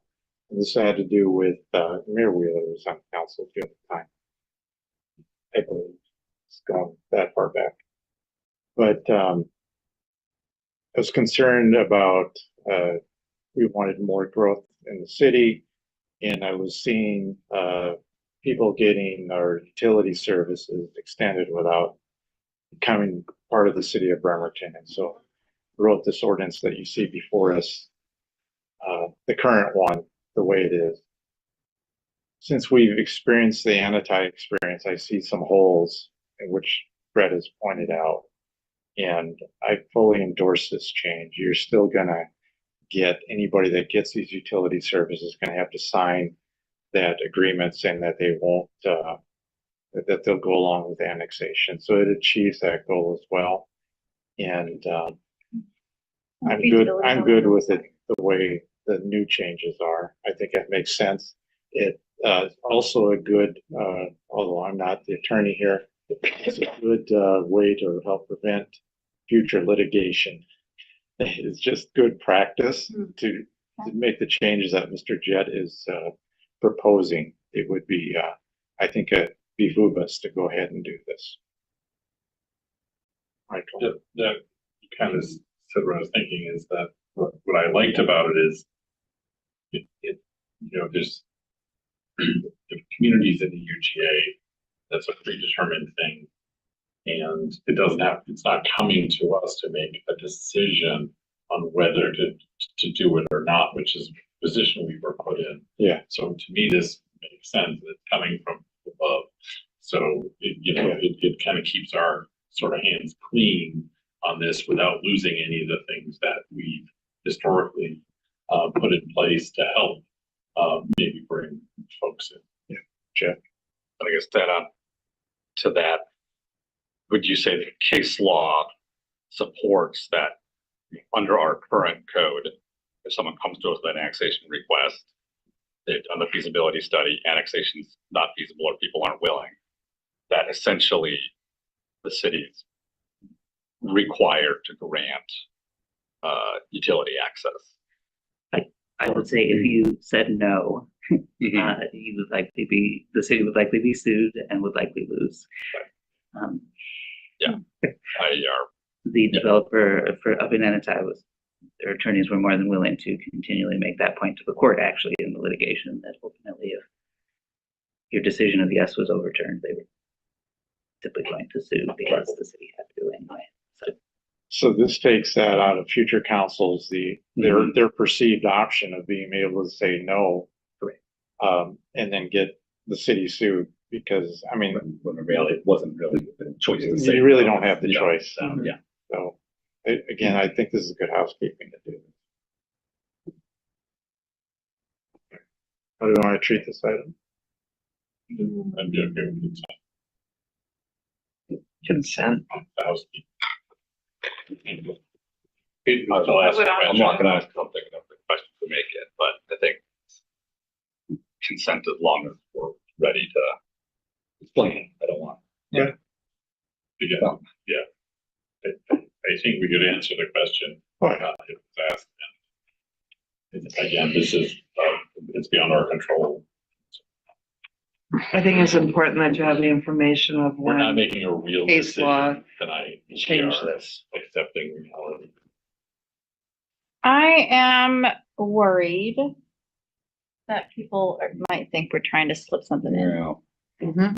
So I still don't fully understand it. I think I do. So I do feel like I need, maybe I should get some more clarification, but I guess I'm worried this is going to be perceived as us trying to slip new policy in that has, maybe we've been sued. We could be transparent, or we. Well, I think it's important that next week you have the case law. That in 2001, there was case law that you're sued and you lost. And so that's why we're cleaning this up so that we don't get sued. And well, I mean, more importantly, we did come out as winners, and right, I mean, in these lawsuits. So, I mean, we're not saying, yeah, that's because the council at the time said, sure, you can have sued. If you had said, no, you can't have it, then we would have been sued. Right. The developer was ready to sue us. Okay. Because of case law that I guess happened between when this ordinance was put in place and now. It would be nice to put that down. I have a question. I agree. Go ahead, Denise. For Brett. Could you identify simply what, if any, negative or perceived negative impact to those such as the people of Annetai might see with this? I don't like this.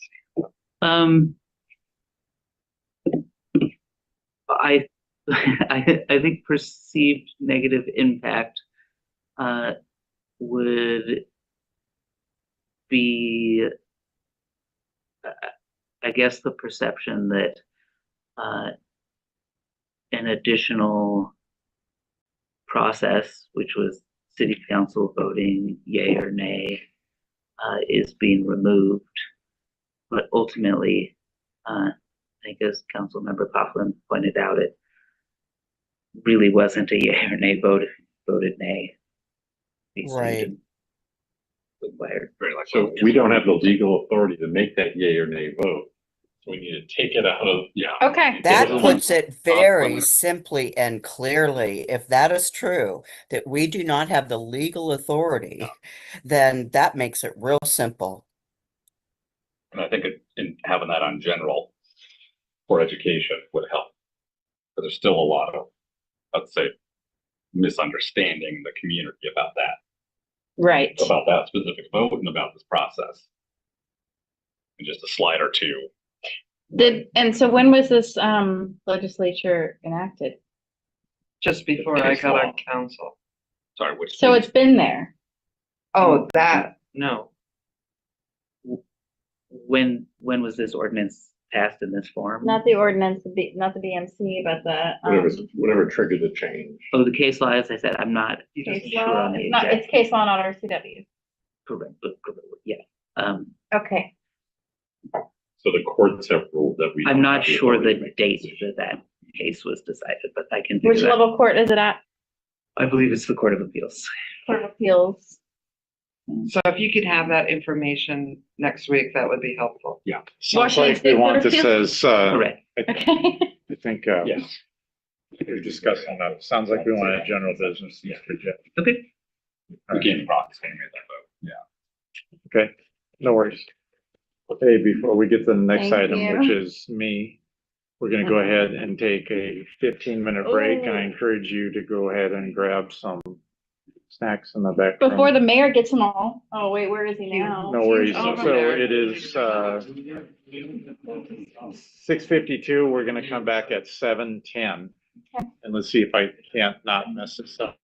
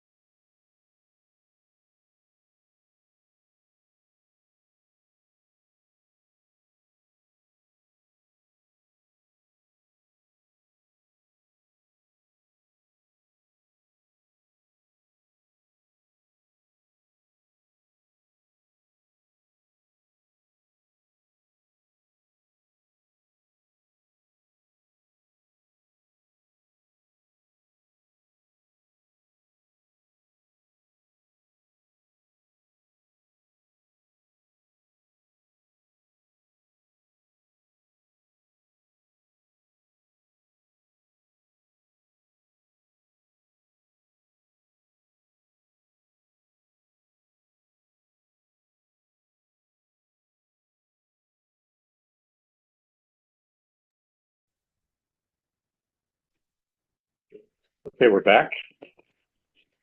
Next item is the draft public recognition and public comment procedures and council conduct policy. I had a PowerPoint here that was created by John over in legal. So I want to give him recognition for doing that. Public record, is it? Public recognition. And so we're just working off the packet. You have this in your packet. And as I mentioned before, I'm not going to read these word by word, but hey, take a look at the PowerPoint if you want. So the first thing we're going to talk about is just refresh our memory of how we are to where we are today. Beginning in October, we stopped public recognition. We paused it. And it was for regular business meetings. Notice that's in bold. Tonight, we're talking about, do we want to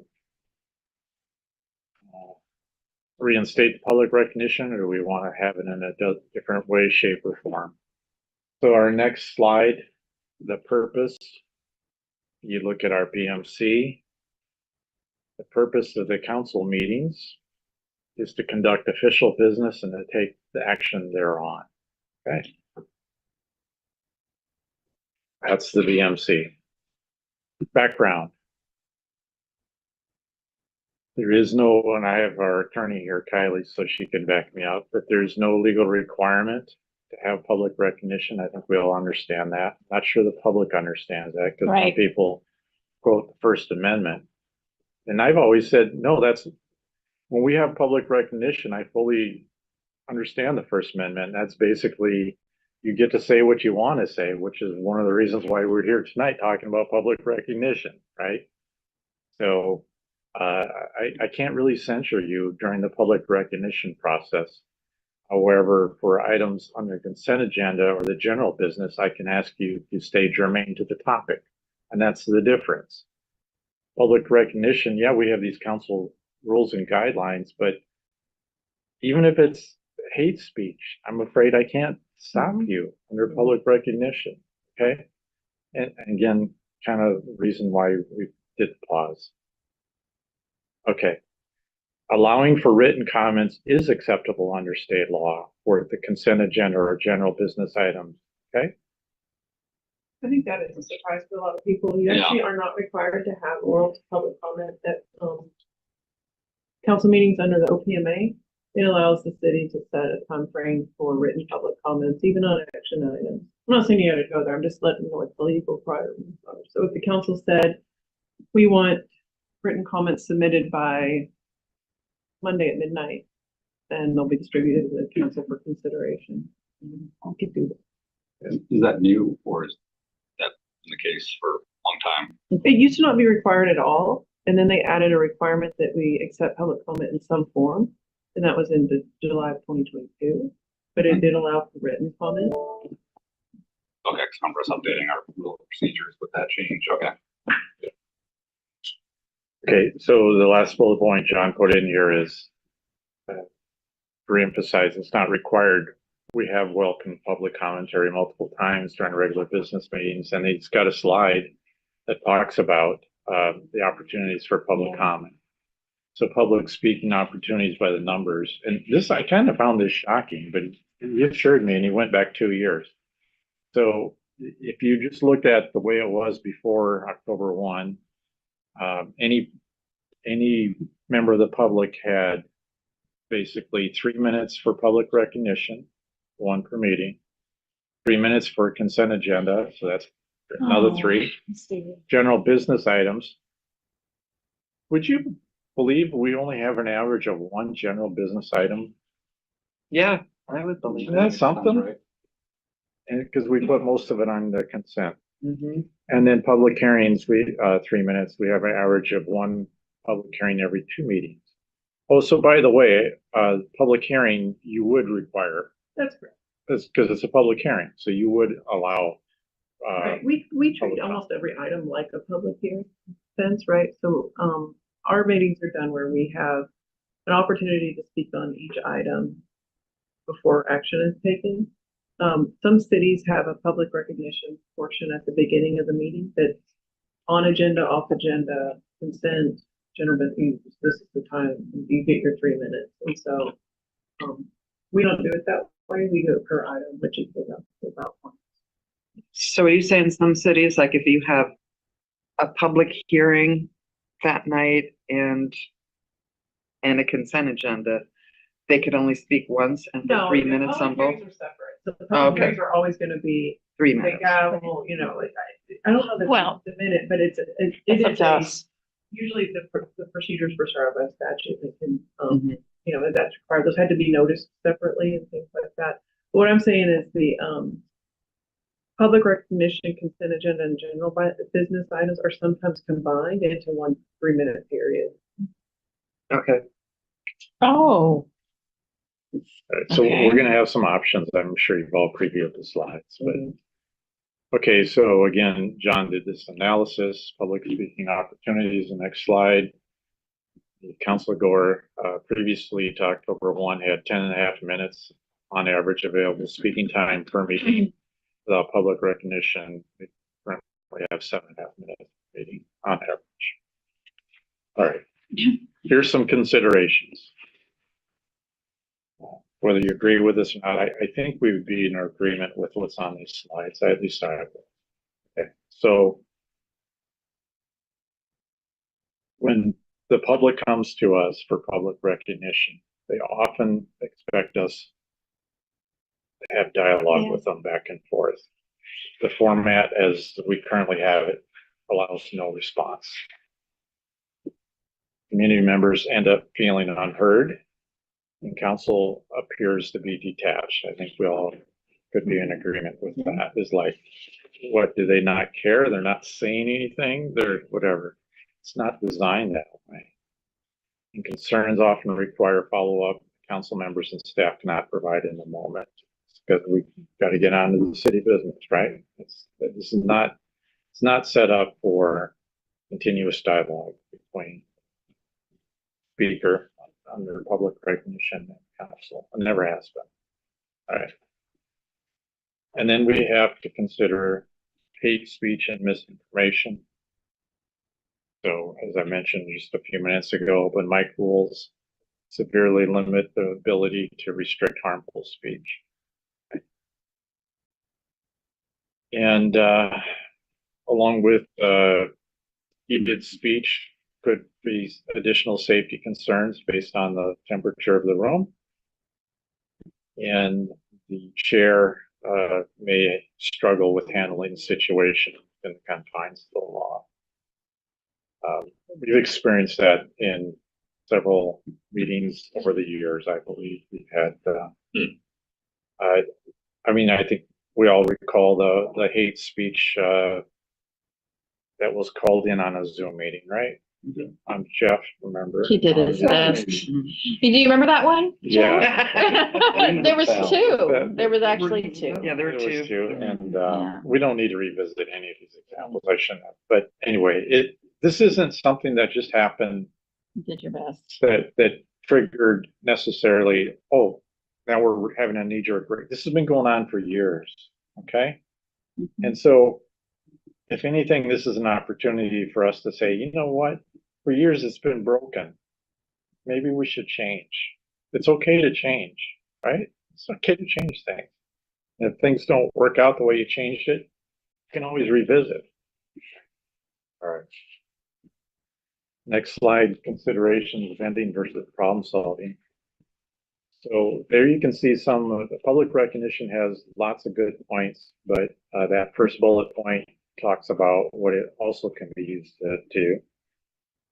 And we've experienced that at the city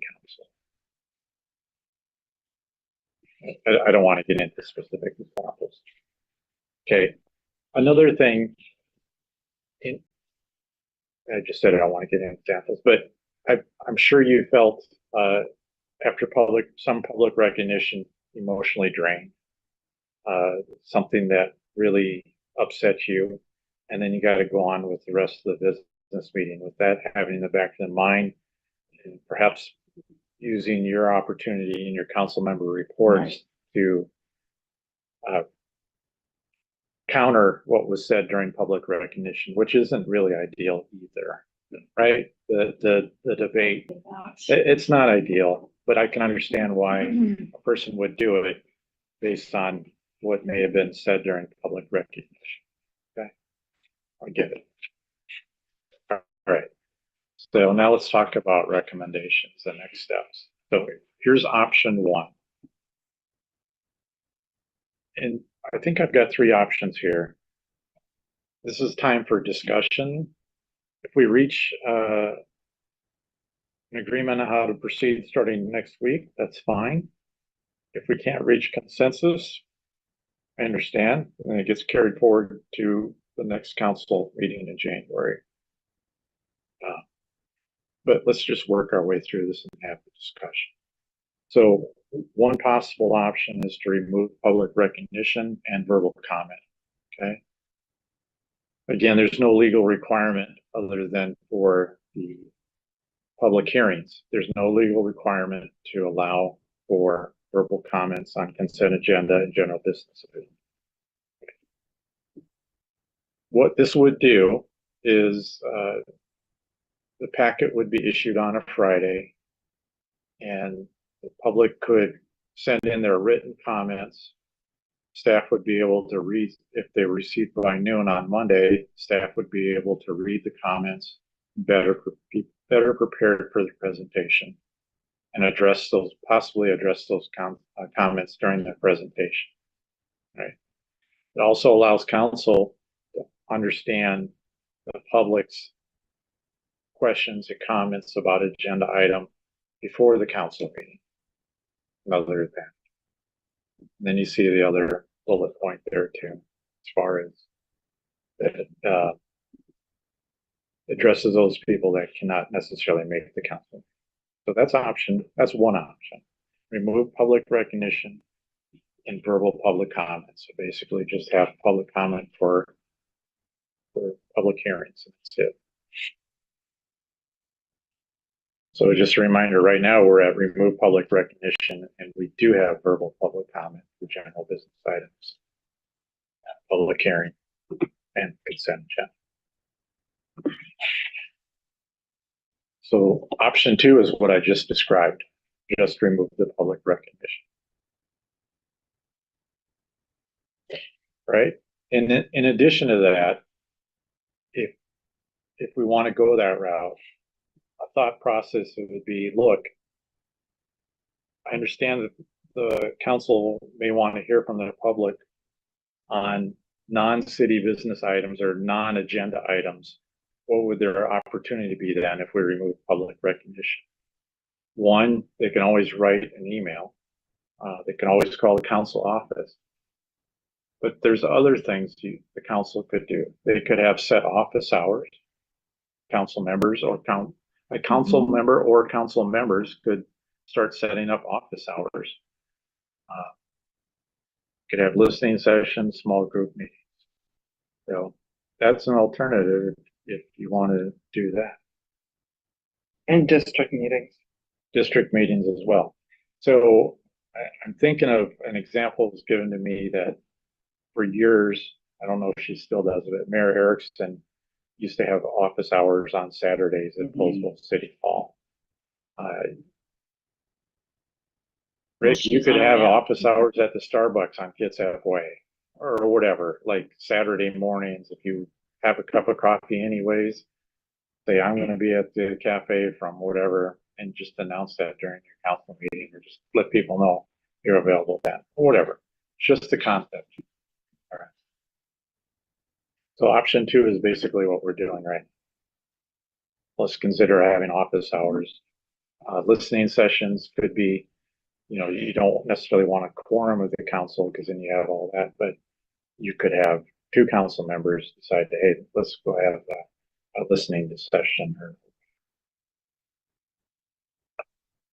Option three is move the public comment after the general business. So this would be consent agenda, general business, public hearings, mayor's report. So basically the business items, and then But that should say public recognition. Yeah. The open. Well, I think, no, what they're saying, and let me, correct me if I'm wrong, Eric, but this is comment, it would be public comment, not just public recognition, because they are given the opportunity to use their 3 minutes to wrap everything up, all the issues they have with all the agenda items. no, so, Okay. no, so this would be public recognition. Okay, Yeah, yeah. apologies. Yeah. I think the paragraph says public record. Yeah, it does. Oh, sorry. Well, maybe I'm just going with the idea I like then. Okay. That's what I like. So, yeah, so just basically move it to the end. And I'm going to get to an example here in a second of a city that incorporates this. Okay. So the benefits, again, I don't know about you, but I like the idea of what we've been doing since October 1 is just get down to city business, knock it out. Okay. Then the mayor's report, and then the council member reports. I find it a much more business-like meeting, to be frank. Okay, so there you can see the benefits that are cited after that. So, okay, here's an example of City of Bellingham. Now, my understanding, and I read this email a long time ago, so if I get this wrong, I apologize. But my understanding was not this year, but the year previous, there was an incident in the City of Bellingham, and the council president at the time did what I did, which was basically say no public recognition. And then for this year, the new council president said, oh, we're going to modify the rules, and the rest of the council went along with that. And so here's what they're doing in Bellingham as of today. They have the rules displayed to the public as far as how they request you act during the council meeting. The council president reads the rules aloud. They request a sign in, which we do as well. You can't require a sign in, but they request a sign in. And just like we don't allow Zoom calls unless you have 24-hour notice, right? That prevents someone Zoom bombing our meeting, hopefully. Okay. On public recognition, so people listening, that's what I'm talking about, public recognition. Okay.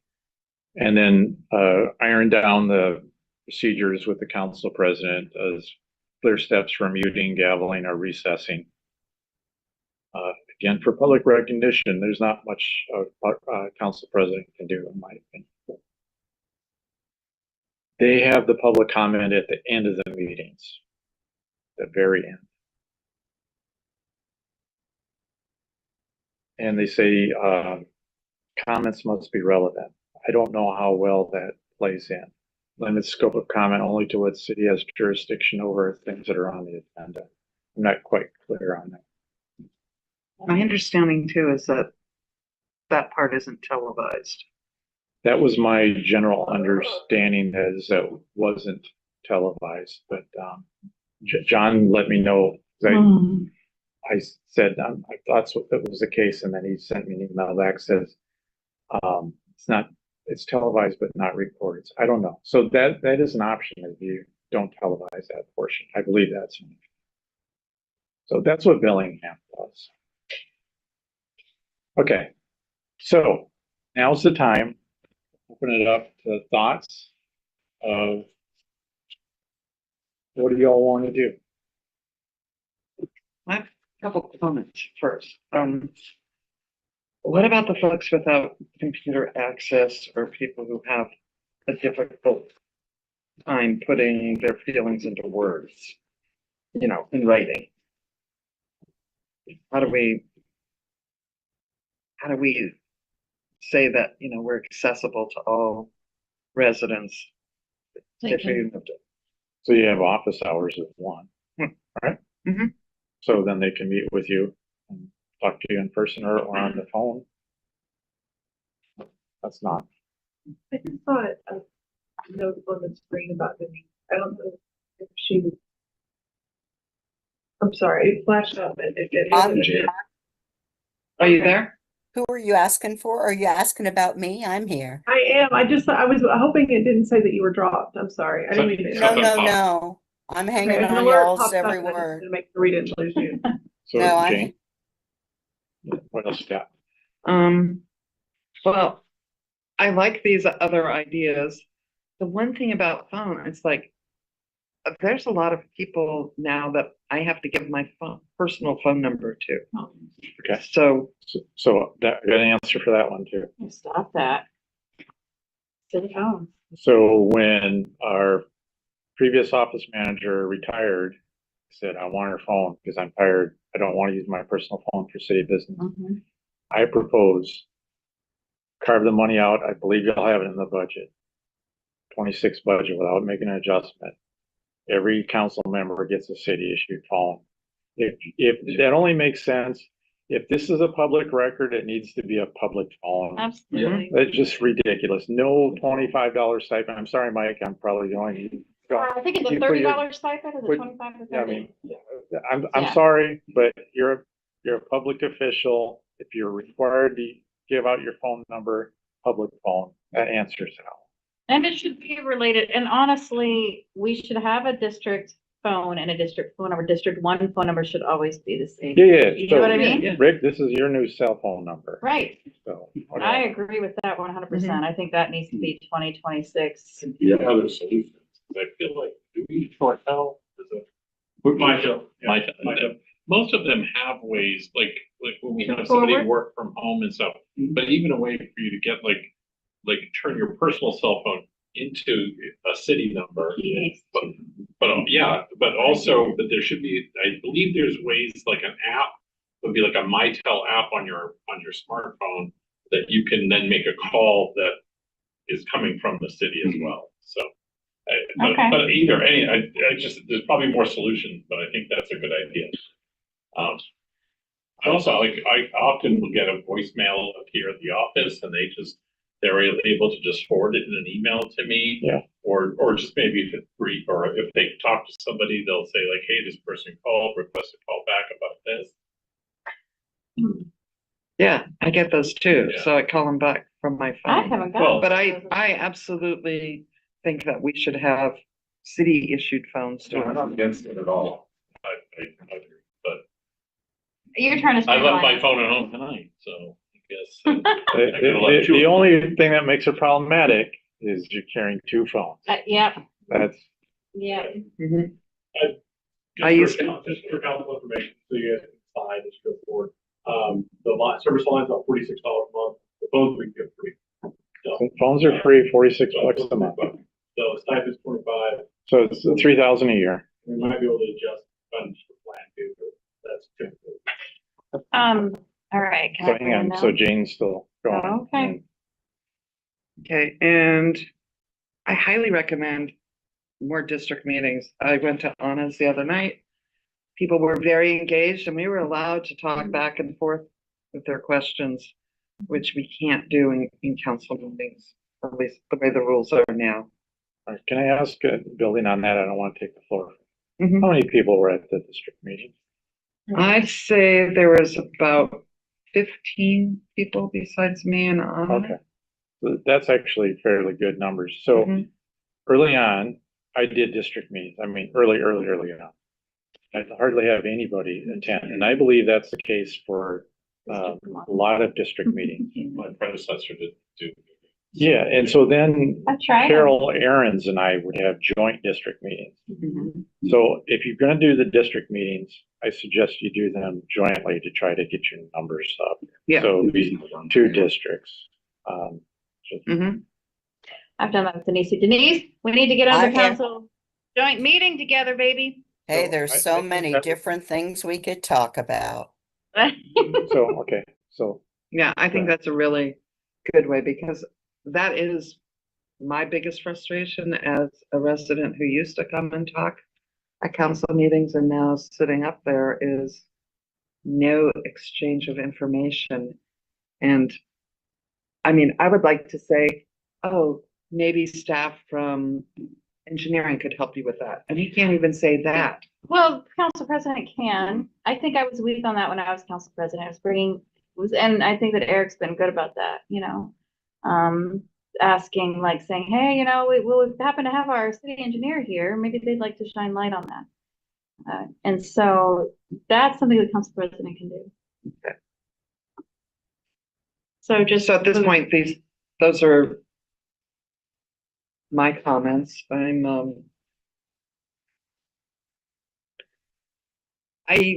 I don't like the idea of some, there's a lot of folks who use it as their YouTube video channel and they will just edit it to make whatever point they want. So I would like it not to be set up that way. If people are gonna come talk, I don't want the cameras on or don't record it so that it can't be used against people, which in some cases I feel it is. And they still could by using their phone. Yeah, sure. Make the report. But it'd be, Yeah. Before we get to the next question, I wanted to say something to expand on presentation. Best of my knowledge, the Parks Commission, Planning Commission, and the school board do not have public recognition. school board used to, but you had to sign up. Public safety also does not. Public safety, right? All of our council, right? No, None of our. yeah. Oh, yeah, council none of our. None of council them meetings. are. Right. Right. Okay, so who's next? Jeff? On the public comment side, we're really concerned about removing that because I can think of several times where hearing that public comment, you know, had an influence on my vote, right? It was good information. And although you can get stuff in writing, often there's presentations given that aren't available ahead of time. So staff could, well, this one fifth, but the people having to dig into the packet ahead of time don't always have all the information that they're presented. And I think they learn new things for a presentation or think about something new. And there's been a lot of times people sitting in the audience, good, well-intentioned folks who hear a presentation and go, oh yeah, I do have a thought on this. You know, I didn't think I did until I heard the presentation. I'm sitting here listening to it and have good feedback. Okay, and you're talking again about the comment on general business items. Yes. I'm not public record. Yes, public. Okay. Oh, sorry, yeah. Yeah. I think I was, in my own head, I was trying to think if there are things that just have come up generally at public recognition that, you know, were like, anyway, so you were saying. So, yeah, you're saying very intentional public verbal, comment. verbal public comment during general business. Yeah. Is a must, or. Yeah. Yeah. Make sure all Thank you, I'm sorry. recognition of the open-ended comment is on a specific. I was traveling down Yeah. the path. in my head. Oh, okay, got it. Sorry. Okay, others, is that it, Jeff? It's just that for me now. Okay, Jennifer. I mean, I think what I was gonna say was very similar to what you were saying, Jeff, is that and I think I actually called into question, why do we have public comment on the consent agenda if we can't change anything about the consent agenda, right? I mean, I think. Yeah, we can. Well, we can, but I think I tried to at one point in time. And I can't remember which council president. Oh, I think it was me. It was you. It was after. It was Eric Younger who shut me No down. worries, it was after the motion was made. It was the problem. And you wanted to move it out or something. So, or Well, isn't that an appropriate time to do it after a motion is made to make a friendly amendment? I don't want to read it. Okay, but I'm saying, you know, I think if we're gonna do things that are performatory, right? I mean, if moving everything to the end is performatory, it does not advise us on our vote. It just says, oh, you know, you should have done this. It's too late. And you know how I am about the vote. Right. Well, I think with the option that we're talking about is the option 3 to move everything to the end. No. Just public recognition. I think it's easier. Yeah, the open mic. I think it might be easier just to refer to public recognition as open mic. Yep. Because. Let me look at these options because I think I misunderstood. So my preferred option, oh my God, what time is it? It's only says 11 o'clock at night, according to the sky. So public recognition after general business meeting, is that what we're kind of talking about right now? That's the open mic. That's the open mic. At the end. we want to keep public comment after each agenda item. Right, it would be after consent, and then after each item is presented, there would be an option for the public to comment orally before the council takes the vote. That's how it is now. It would be the now plan. But sure. So we're like next weekend or next Wednesday, we're on option 2. That's where that's our default, right? Right now, yeah, right now we're at option 2. There's no public recognition. There's no open mic time. There's still comment after the reading of the consent agenda and then presentation on the general business item. And I think if Councilor Mockler were here, she would talk about how hard she kind of tried to fight for public comment, public recognition to be at the beginning, because it's for those people that are, having to sit through an entire meeting to make a certain kind of a comment. I mean, I think that's what she would say if she were here. She would say, gosh, sometimes, people have to wait through a 3-4 hour long meeting just to make a comment. But then they can write it. And We did move it up. I feel like it was kind of coming out of COVID or something, or, I mean, we went into COVID, we didn't really have. Council to make sure it's up front. I haven't really been able to talk, but I agree with everything really that's been said. I really struggle with the public recognition aspect of it, moving it to the end, and hopefully without video, I think would be managed more productively. We would be more effective as a council. And I think that, any risk, I love the idea of the public having access to us, as much as possible and all of this. But what has happened, I believe, is that the process has been abused and it has impacted others who would like to use the process and who have been intimidated. And so I want to make sure that whatever we do keeps that in mind. We're at a different place in time than we were 2 years ago, 3 years ago, whenever we, changed that. And I remember that, and I was all for it.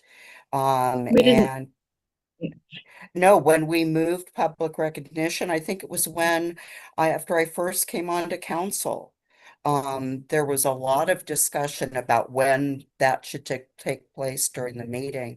And I thought we were really accommodating.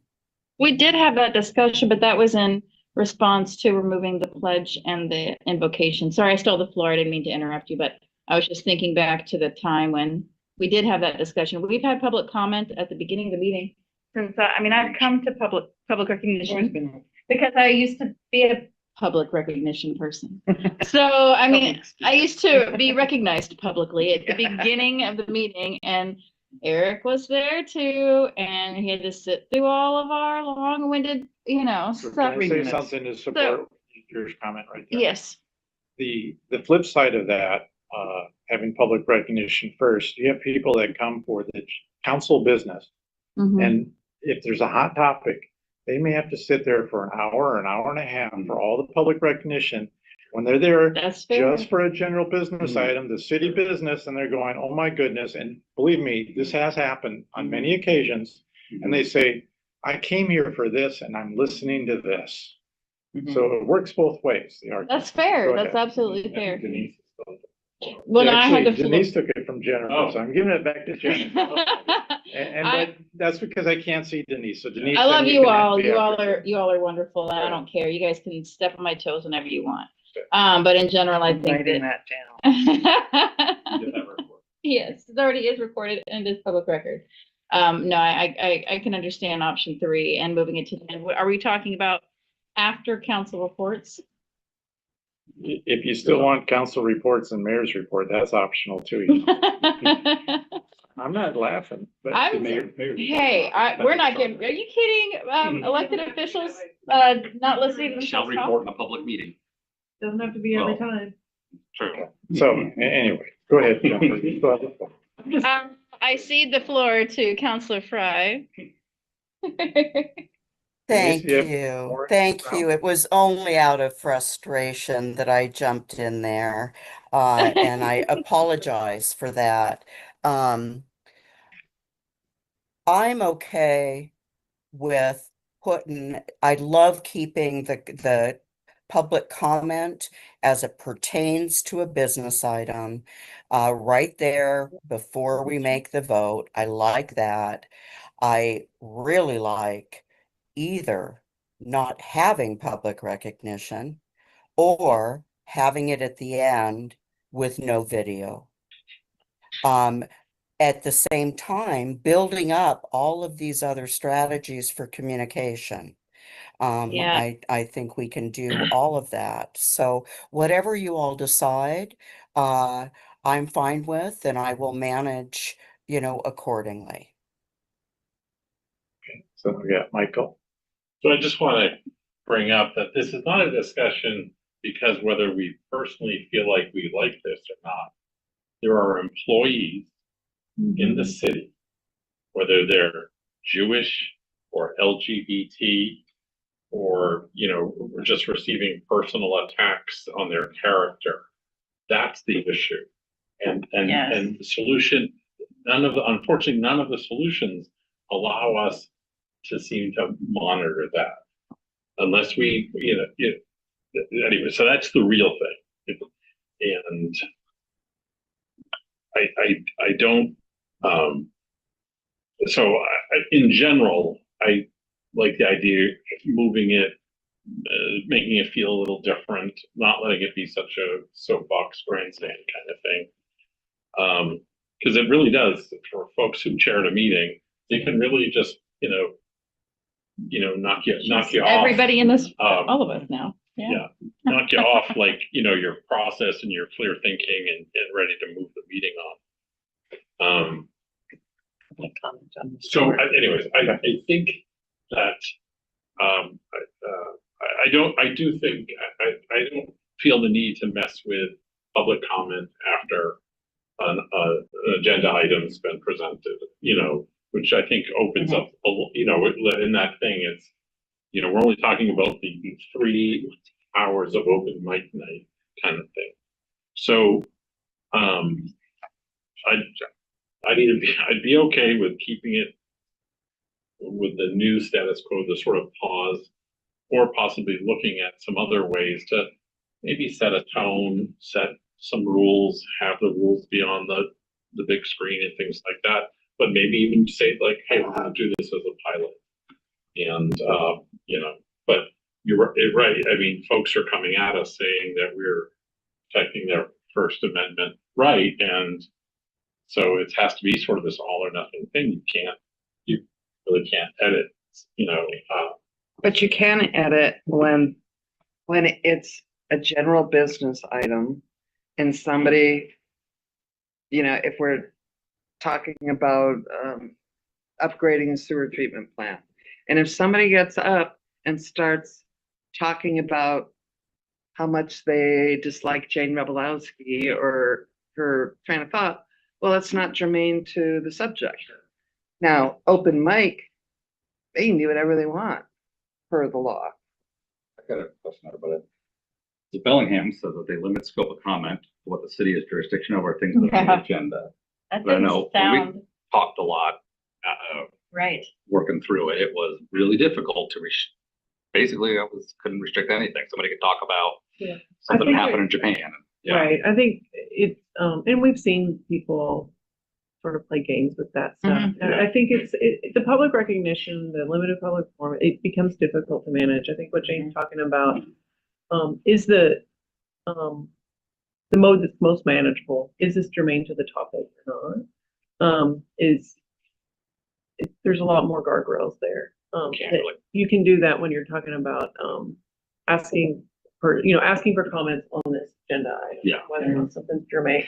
So when we get to that point where I think when you're trying to say, is it city business or not, people will often start out talking about something it sounds like city business, and before you know it, it's a personal attack or Nazi rant or something. I think even the ones that we got were ones at first, it was like, oh, this sounds wild, and then I listened, unfortunately, to a lot of those because they were happening up in the West Coast, but Oh, gosh. That informs our decision.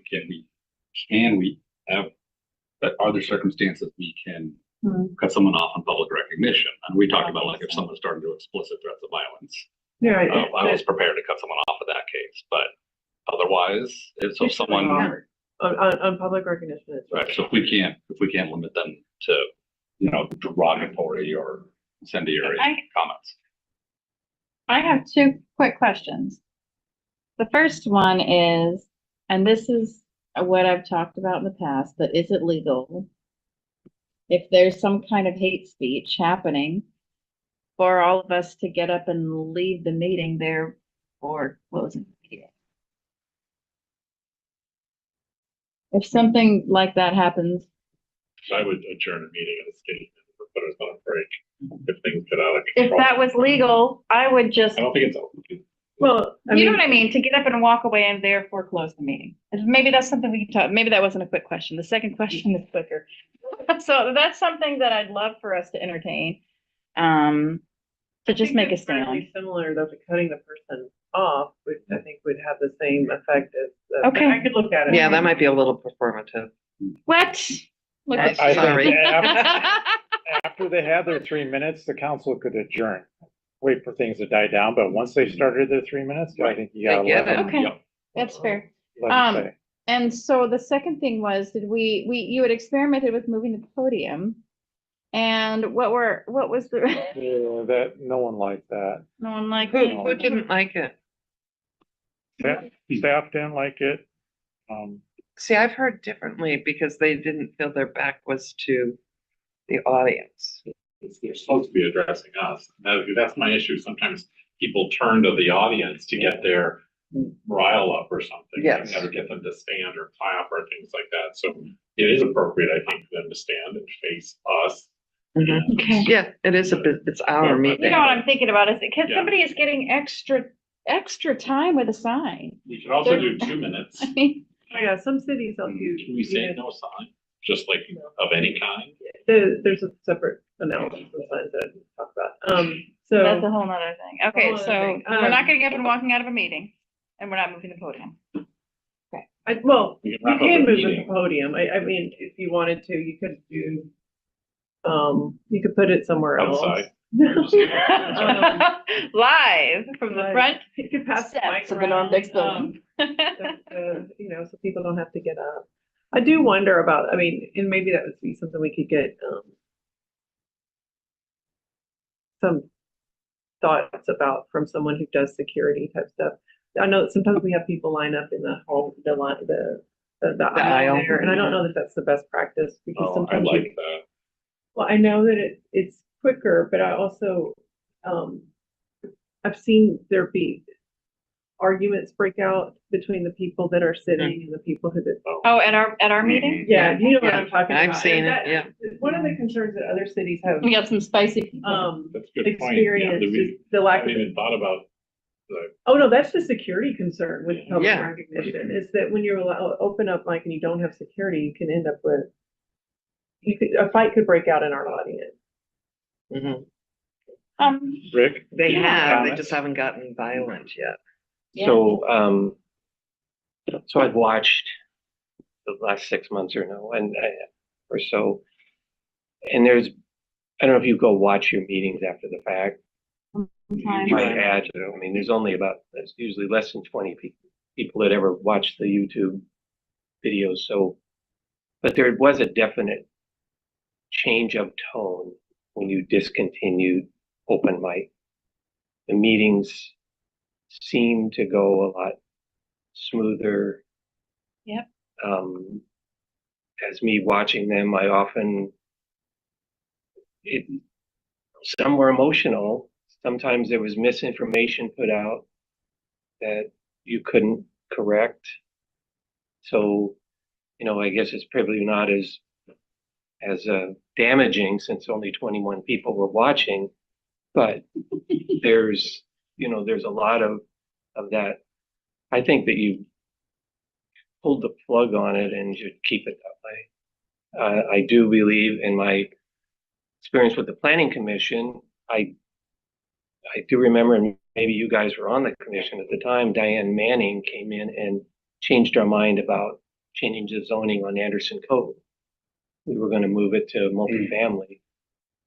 And she said, you will, all those people will lose their homes because the developer will come in here and buy that land. Yep.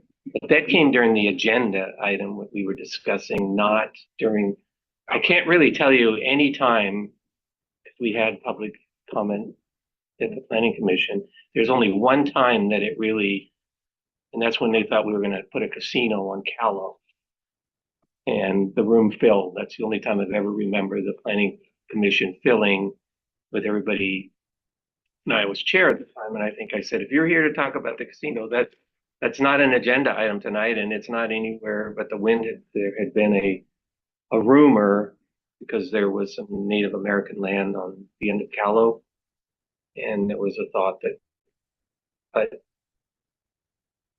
the agenda items have resulted in positive change. Open mic, as you call it, has denigrated, frankly, into adding stress to the meeting, even from somebody watching it. That's a good point. Just even those 21 people to kind of, it's hard to jump ahead. So you probably just. There's a lot more people watching than you think, though, because it's not just BCAT. There's a lot of people who put it out again on YouTube. So you're right. BCAT, I don't have the numbers for that might be watching it live. And there's several people who reposted. It's not just YouTube. So I think there's definitely more people because we get letters from people. And as far as I'm not even seated yet, and I've already had constituents ask for a meeting with me, and I'm trying to get those set up. So I don't believe that those that want to engage with their council member are shy about reaching out, and that's why the phone. I'm a city more than phone. happy to carry the phone, the extra. So thank you for that, Rick. So my impression, and really should not have that much weight because I won't be here, but I can see over the years how public recognition has degraded to what it is now. And I agree with it. It is so much better since October 1st. And if you even put it at the end of the meeting, you're inviting those same mannerisms to come back. Yeah, it's at the end of the meeting, but are you ready for the same things that have been happening this last year happening again? And you're going to have to sit through it. And is it productive? I like option 2, which is what we have right now, but then a commitment from this council to increase office hours, listening sessions, etc. Increase accessibility. Things we haven't even followed yet. Things come up with, look, this option 2 is working, but come up with other ways to better interact and reach with the public, because public recognition is a one-way.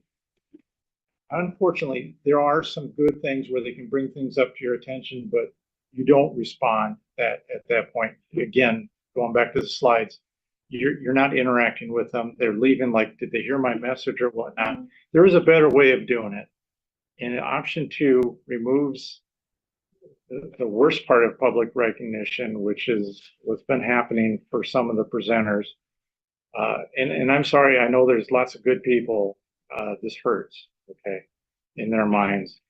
But if you increase the alternatives to public recognition, that should more than make up for it, because it's going to be more of a two-way conversation where you can interact with those people that truly want to send a message to you, whatever that message may be, versus someone that wants to tee that ball up on the tee-ball and go, take a swing at council, take a swing at staff.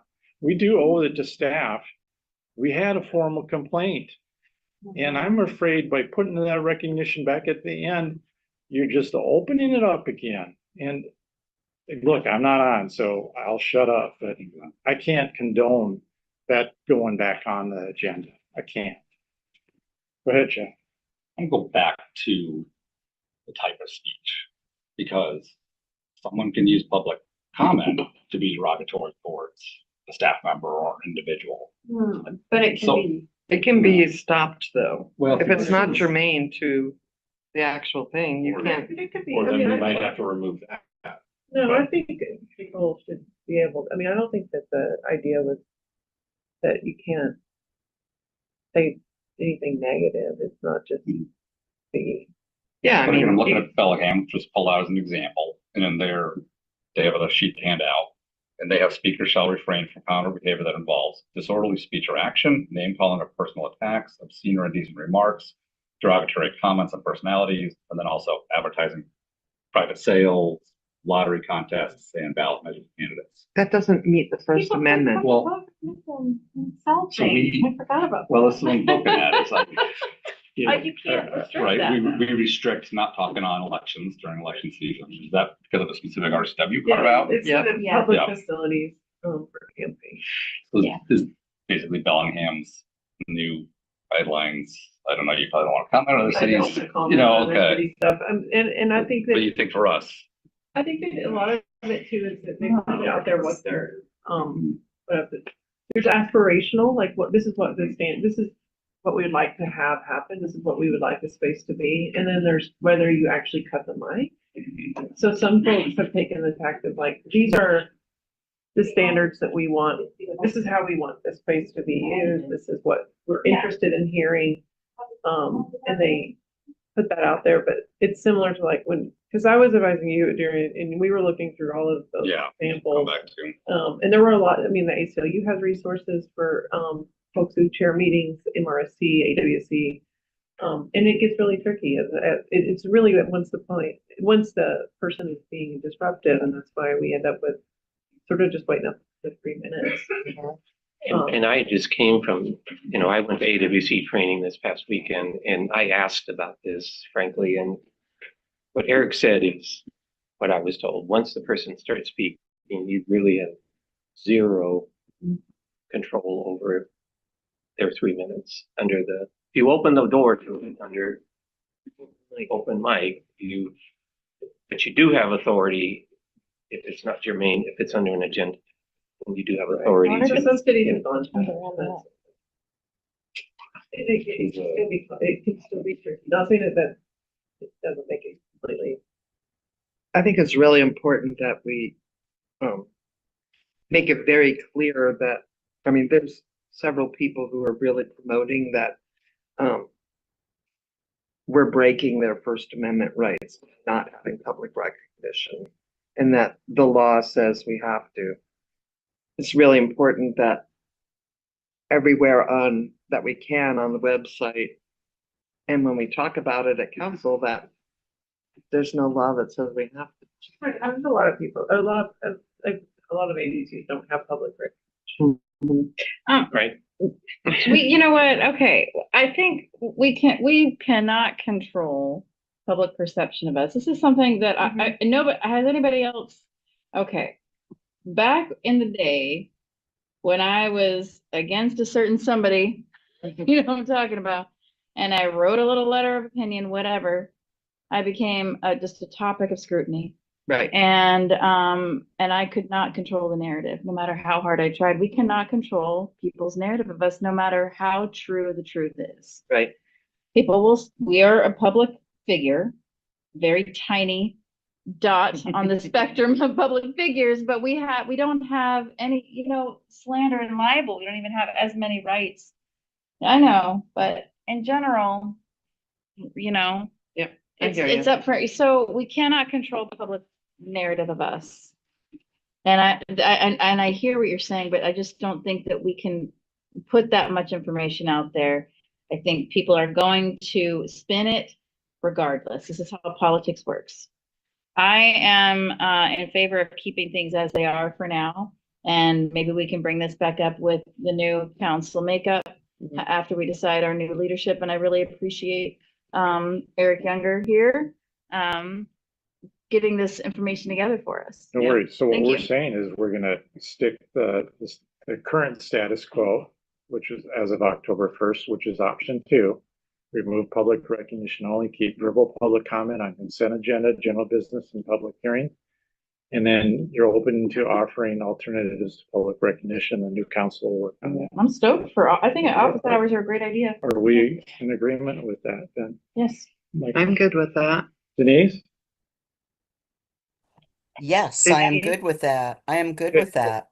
She's watching the sunset right now, by the way. Well, The sun is setting. That's not in a resolution. That's not being voted on for next week or whatever. This is council rules and procedures.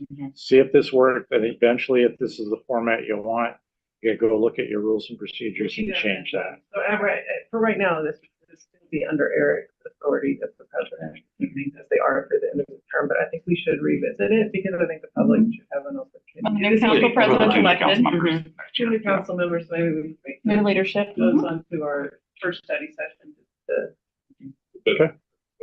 That study session is getting busy. We need do we have to do any kind of formal thing? Yes, Or is it but okay to- right now, I think, At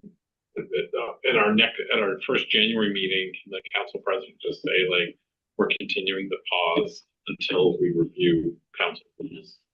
Or something like, I mean, do we need to even say that or? Yeah. Okay. So I will work with that person on that. But we do need to formalize it. Your rules and procedure are, Problematic. no, they're done by resolution. Oh, sorry. Sorry. Those are, there'll need to be a vote in a public meeting, where you take comment prior to action. So this isn't action. I just want to make that clear. This is, a discussion about, what the options are. And I think Eric was going to stick with what his option was as president on the agenda, regardless of what was going on, because he has the last call, the last meeting, right? I don't think he was going to change anyway. So still need to revisit. So can you clarify that again? The next council president would either have to do what Eric did, but then do we have to have a general business item or no? Right now, your council rules and procedure have a public recognition on it, but it also has a rule that says the council president can remove any item that they want. And so Eric's been removing public recognition in October. The new president, so Eric's not going to be there for the first meeting in January. Wait, what? Right. What? So. You'll be there, right? No, she's not going to be there. We'll need to make that change to the agenda or have it how it was before October 1st. Okay. Okay. Yeah. All right. Right. I'm just looking at MRSC article and some examples of conduct the courts have found not to be disruptive. Oh yeah, they're crazy. Profanity, personal attacks on elected or governor staff. So if you want some entertainment, my understanding is that the state of California requires public recognition, and certain areas it's gone chaos and there's nothing that can. Yeah, no more to say. Am I correct? It's pretty crazy. Yeah, There's it's- an article. Until for public comment, aside from being off germane, still include personal attacks on Yeah. staff or elected officials. Yeah. Yeah, I'm sure there's some crazy YouTube moments there if you wanted to see them. I haven't seen No, them. they've got some sharp. Yeah. It's really Yeah. disruptive. Okay. So the next item up on the plate, and actually it's the last heavy lift item. Yeah. Last of our, okay. So Bremerton City Council Code of Conduct. This is a proposal that I'm recommending based on things that have happened in the last couple of years. It's a response to a formal complaint. It's something I said to the person that complained that I was going to propose to city council before I left, and so here we are tonight. Thank you. And you can take it or you can leave it. I don't mean that like, whatever, but I'm just saying this was modeled after the city of Sunnyside, and then I ran it by multiple people for their input. And now it's time, if there's anything here, and it's really general principles. I don't want to go over every item like I mentioned in my email, but if you're good with it, it can go in a resolution and say, this is our city council code of conduct. Again, I'm not reinventing the wheel.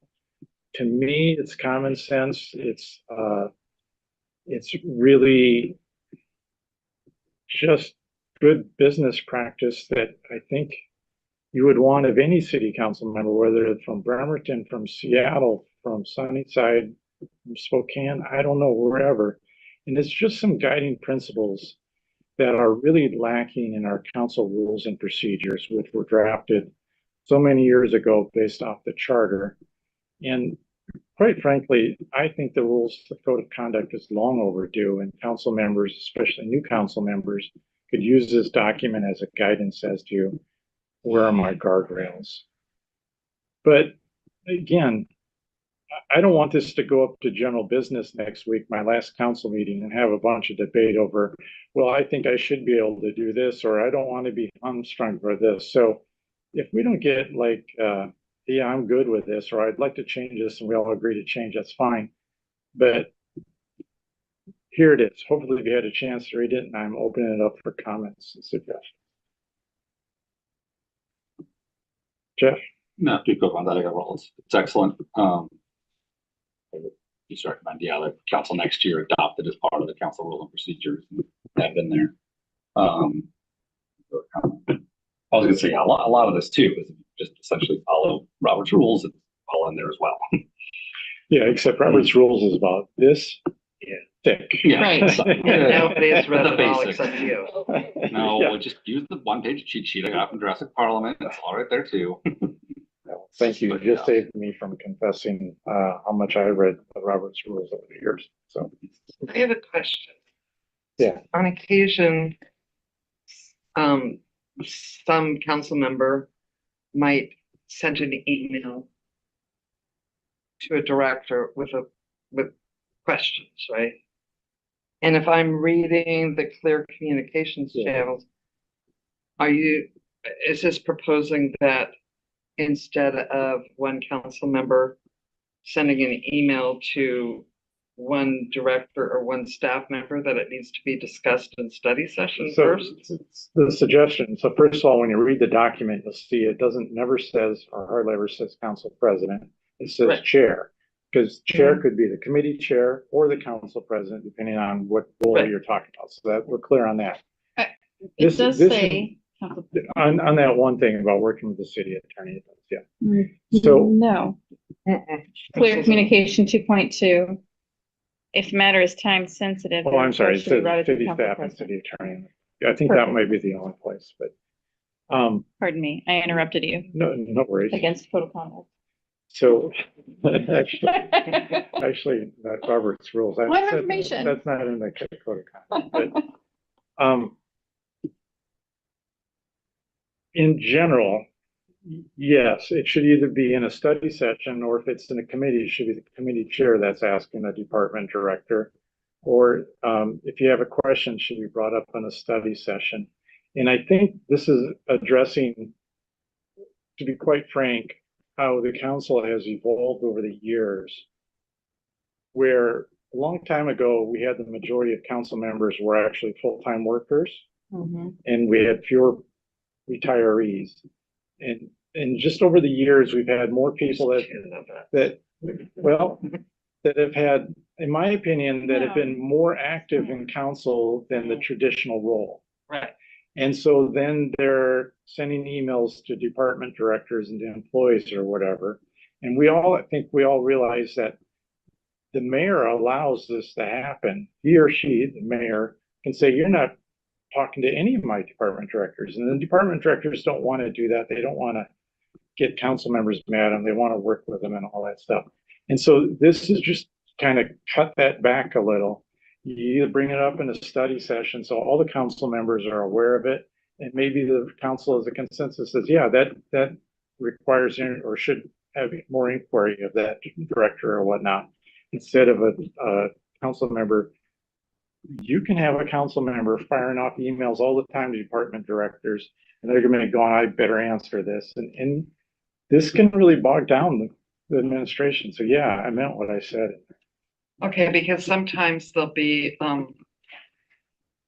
like, for instance, when the pros plan came to us, we were told that we could send him any questions we had about it. Yeah, that should actually go through the legislative office manager. That way she can collect that information and share it with the rest of the Send one. council. Okay. Yeah. All right, that makes sense. I just think one thing that's helpful about the study session idea is that, and I've heard this from council members too, is that if there's one council member that might have an interest in something but no one else does, and this kind of gets back Right. to the moving of the body, not wanting to bog down a process if it's not something that the council as a whole has an interest in learning more about. Does that make sense? Yep. And so that way. Totally. An insatiable quest for knowledge. And And that way, the director can judge by reading the room, do I really need to pay a lot of attention to this matter, or do I have one person going off on their thing? No, but I don't want, and it, well, it's. Well, it's I paraphrase. And you all, are the brakes on each other. You know, and so if it is one person that the rest, and it's an issue that the rest of the council, maybe you've already shot it down at a retreat and it's not something you wanted to go forward, and you don't want staff to spend time on it because it's not something that the council as a whole wants to address. It can be addressed as a body because you are the only police of each other. You know what I'm saying? The brakes. But I like the idea of our inquiries going through Anne or Christine. I think that's a good idea because they have a really good method now of putting things in order for us in Teams. So if you have a question about something, when Teams is working, which it doesn't always work on iPads, Mike. Called out. Oh, no. But no, I mean, sometimes you can't get into it. But I think that's a good idea because then we can all read what other people's questions are. So we're not all asking one director the same question too. Yes, Mike. So I was glad to see there's a little section in here that kind of talks about one voice challenge. Right. A little bit more about that. Because when we do speak, really, you know, if people are out there talking, the council members are out there talking, there's a reasonable, you know, assumption that we're speaking for council, unless we were like explicitly saying not. And if we have to do that, we might need to consider why we're talking about something.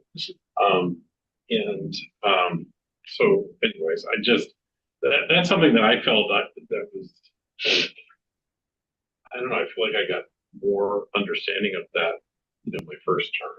Yeah. I feel like we've gotten further and further away from that. And, you know, I've seen folks who have, you know, like a council member or two that maybe have a little bit of an agenda and they're out there stirring the community up and things like that.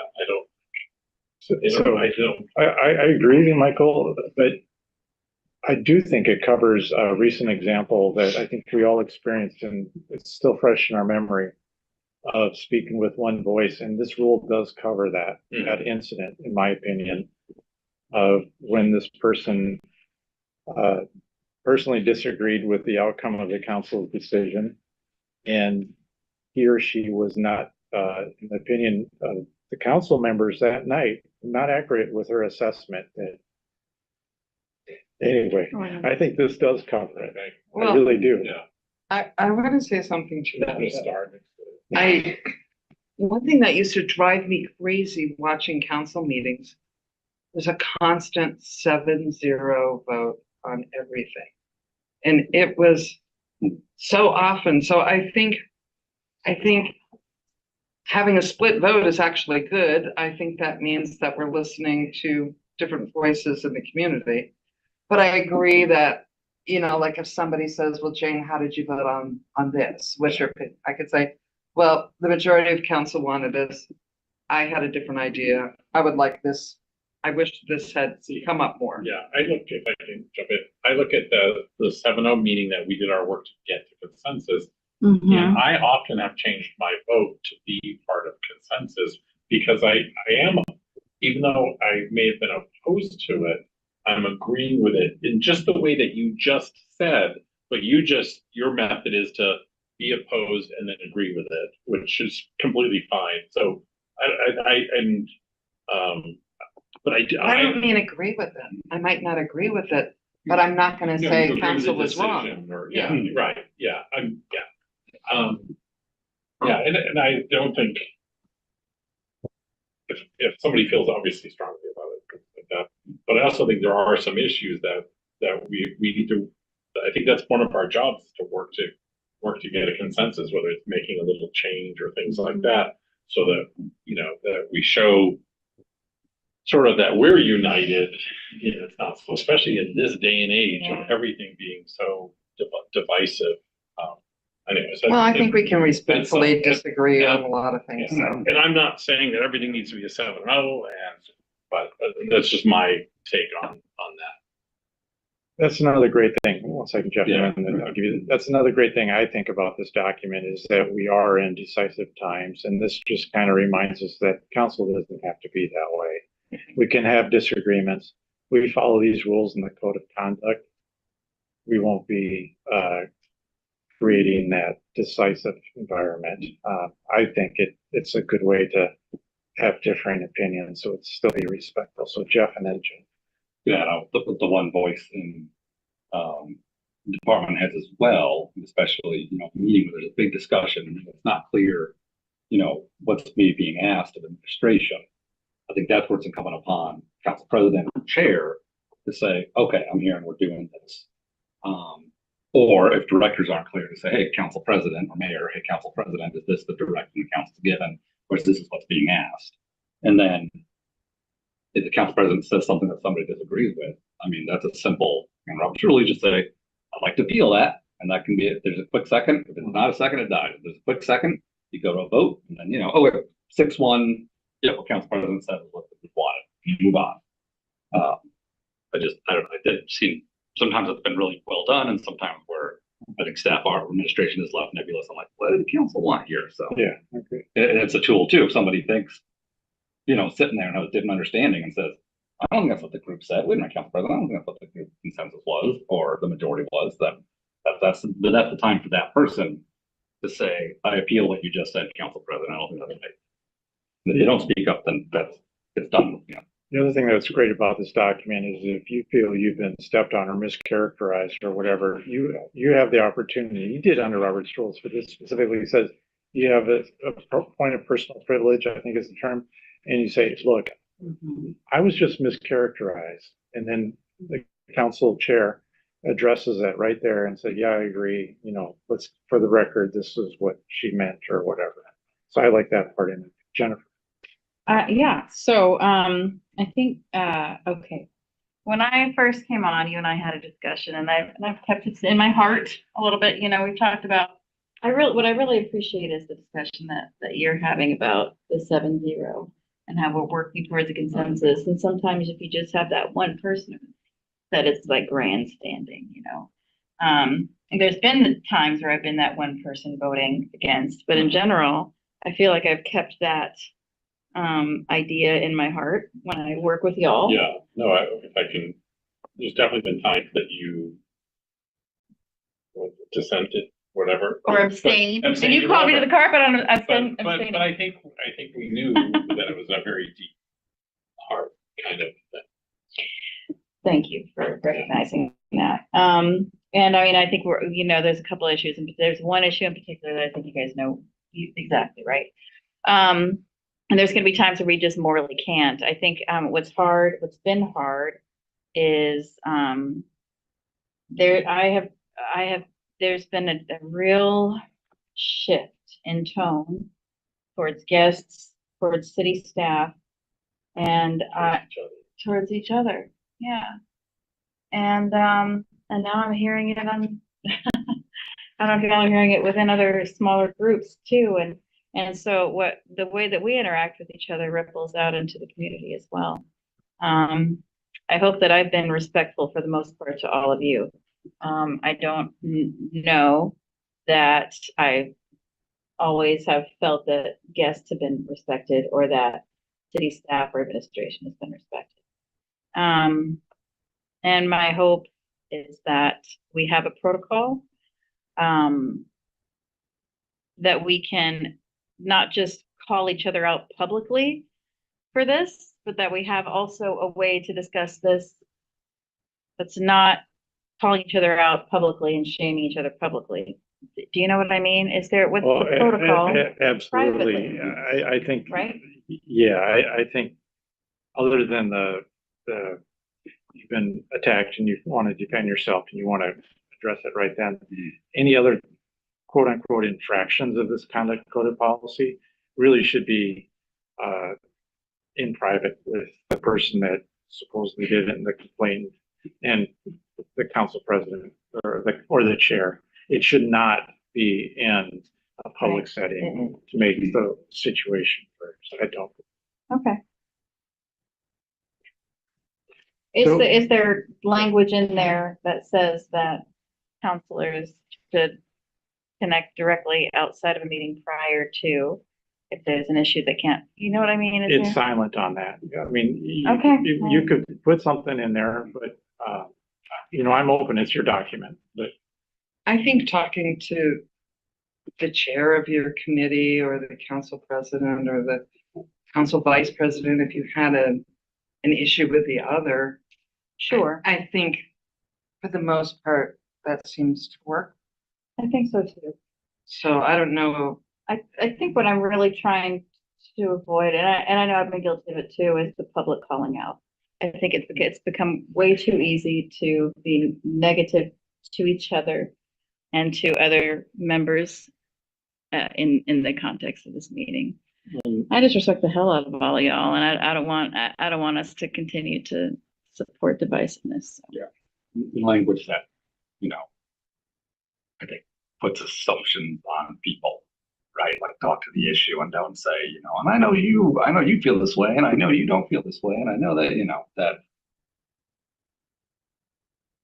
And I do like the part in here that says not to disparage the mayor, city staff, colleagues, city projects, or the public. I think that's tricky for us to navigate. So that's important to me too, that we find a way to be more supportive and collaborative in our language with with administration. Disparage specifically the meaning language, right? Whereas Yep. criticism, it's okay still. so this is where this document, in my opinion, would come into place. If council president's running a meeting and the council member says something that leans towards being a disparaging comment, don't make the correction in public, as we just discussed. That's where the council president, after the meeting, at some point in appropriate time, says to that council member, hey, like, I think you're overstepping the bounds here. Kind of watch it with this conduct code of council code of conduct. We don't, you're, in my opinion, you're getting a little too critical on this as far as, getting personal comments or whatever. So there's nothing wrong with being critical of a project, but you need to do it respectfully. And somebody would still be like, don't make your own, don't make your own news. You know what I mean? Like, Right. You gotta be careful because you just, yeah. Thank you. so I'm not seeing anything, I'm not hearing anything. I don't know if Denise wants talking about this, but I'm not hearing you wanting to remove anything or add anything necessarily. It's a great place to start. Yeah, I think it's a good start. How do we want to treat this? Is this something you feel comfortable putting on the agenda as a resolution for next week? I thought I heard that you wanted the newer council members to weigh in, but we could if we wanted to. Well, I think that was about the previous topic. Well, I suggest this one as well. It's an addendum to council procedures. Yeah, I could do them both as a part of it. I could do a resolution and we could adopt both as a part of your council meeting procedure. I'm good with it. It doesn't matter to me. Other than I like getting things done. So it's The like, code of conduct is separate than, wait a minute, as part of what? it is because the Council code of document conduct, actually council rules and says procedures. if there's a conflict between the code of conduct and the rules of procedures. So this is a separate document. It is separate, but like we have a social media policy that's like an agenda. And so, Okay. Whatever you guys want to do. I actually would like to take action. Yeah.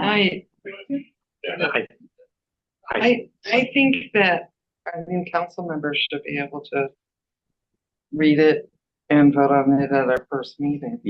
I don't think, you know, I mean, we got one meeting left. It is, I mean, we've got half of the new ones here, Yeah, half. so. We got half. I, We don't have both. I don't have it, okay? I don't have a copy of it.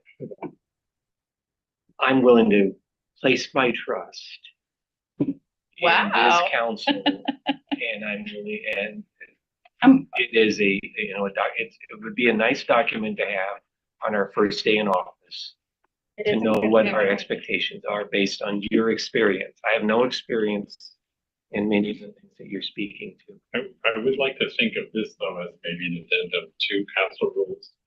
Yes, and then moving forward, so it could be even in January or a retreat or something, when next time we review council rules, we would also take a look at this. Well, if you wanted to adopt it next week, we could just have it adopted as is, and then it doesn't have to be, I mean, I'm just saying. I'll wait, we can wait, I'm happy to wait. So one of the reasons that I would like to just do it now is because we're gonna be talking about the other things in the first couple meetings, and I should have it in place. nobody here really had any tweaks to it. You know, Rick feels pretty good about it. The thought that Christie's gonna get this over, you know, find it repulsive or something, you know. Highly doubt. I doubt it. Would be the reason we need it. I mean, if the city, I think you could do a, you know, move to approve the Bremerton City Council Code of Conduct, and it can be a standalone. Doesn't have to be an official social media policy was. Oh, I'm here. I've had my hand girl. up, but I'm just, thank you, Mike. They're in the back. Thank you for seeing that hand. Again, I'm cool with this. I think let's go ahead and pass it. I think our council president would like to see it passed before he leaves, you know, and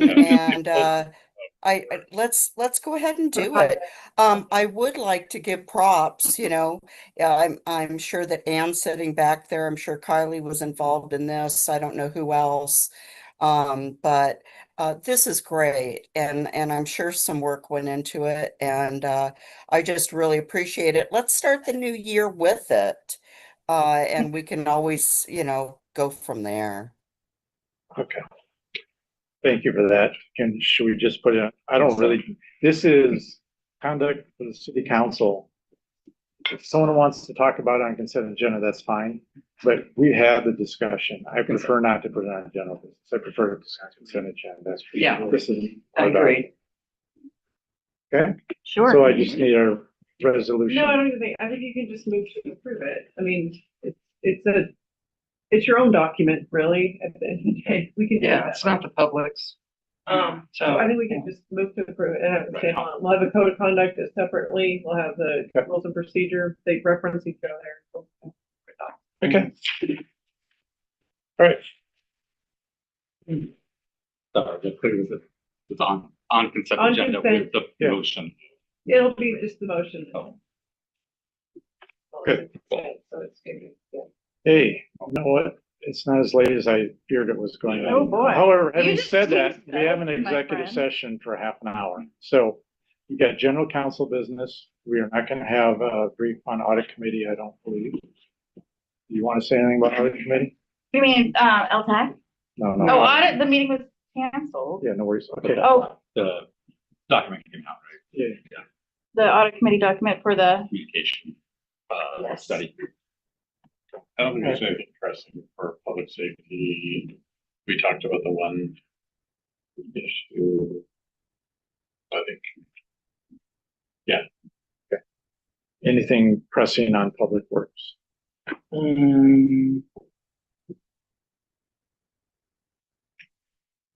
Most of this has already come to council already. This was 3 weeks ago. We're going to be accepting a loan for the manganese treatment facility, which it's for 20 years, so it's been a long time. But up to half of it could be forgiven. So that's good. That came to us, that came. Traffic calming policy update. I still haven't seen that on the website, have you? No, I haven't seen anything about it. So it was, So staff said that they were going to pass it around for signatures for approval. And there's a lot of interest in the community. Kylie, have you seen that go through yet? It hasn't made it to you? I haven't seen it. Oh, because Chance told me he sent it around a week and a half ago. Oh, wow. Yeah, because we're waiting. Oh. Um, Denise has her hand up, I believe, or something. I don't want to interrupt. I don't want to interrupt, Jane. We had a report on the Sixth Street active transportation project. That's going to be coming to us, staff recommendations in early 2026 because they put out a survey. Those are all the highlights of the meeting. Denise, did you have more to add to it? Not to yours, but Michael, if you don't mind, I just wanted to give props to Kylie and her team. They put together a presentation for public safety on the code enforcement and before and after pictures and all of that and the impact. And it was suggested that maybe the entire council might want to see that at some point. So just wanted to mention that. Okay, thank you. Okay. Good. Do you want me to do a quick LTAC review of why there's not a meeting? We're not ready. And we'll have we're slated to talk about it at study session on the 14th. And then we have another meeting penciled in for LTAC on the 28th. The 28th? Wait a minute, let me look at this. So that's the day of the next study session. Mm-hmm. Okay. So, well, that was what worked. Okay. So usually they're going to work, they're going to meet at like 1:30 to 3:30 on Wednesday, the 28th. But the next study session is going to be the 14th, and that's when we're going to have the full information in the packet. All the people will be notified as to the recommendations.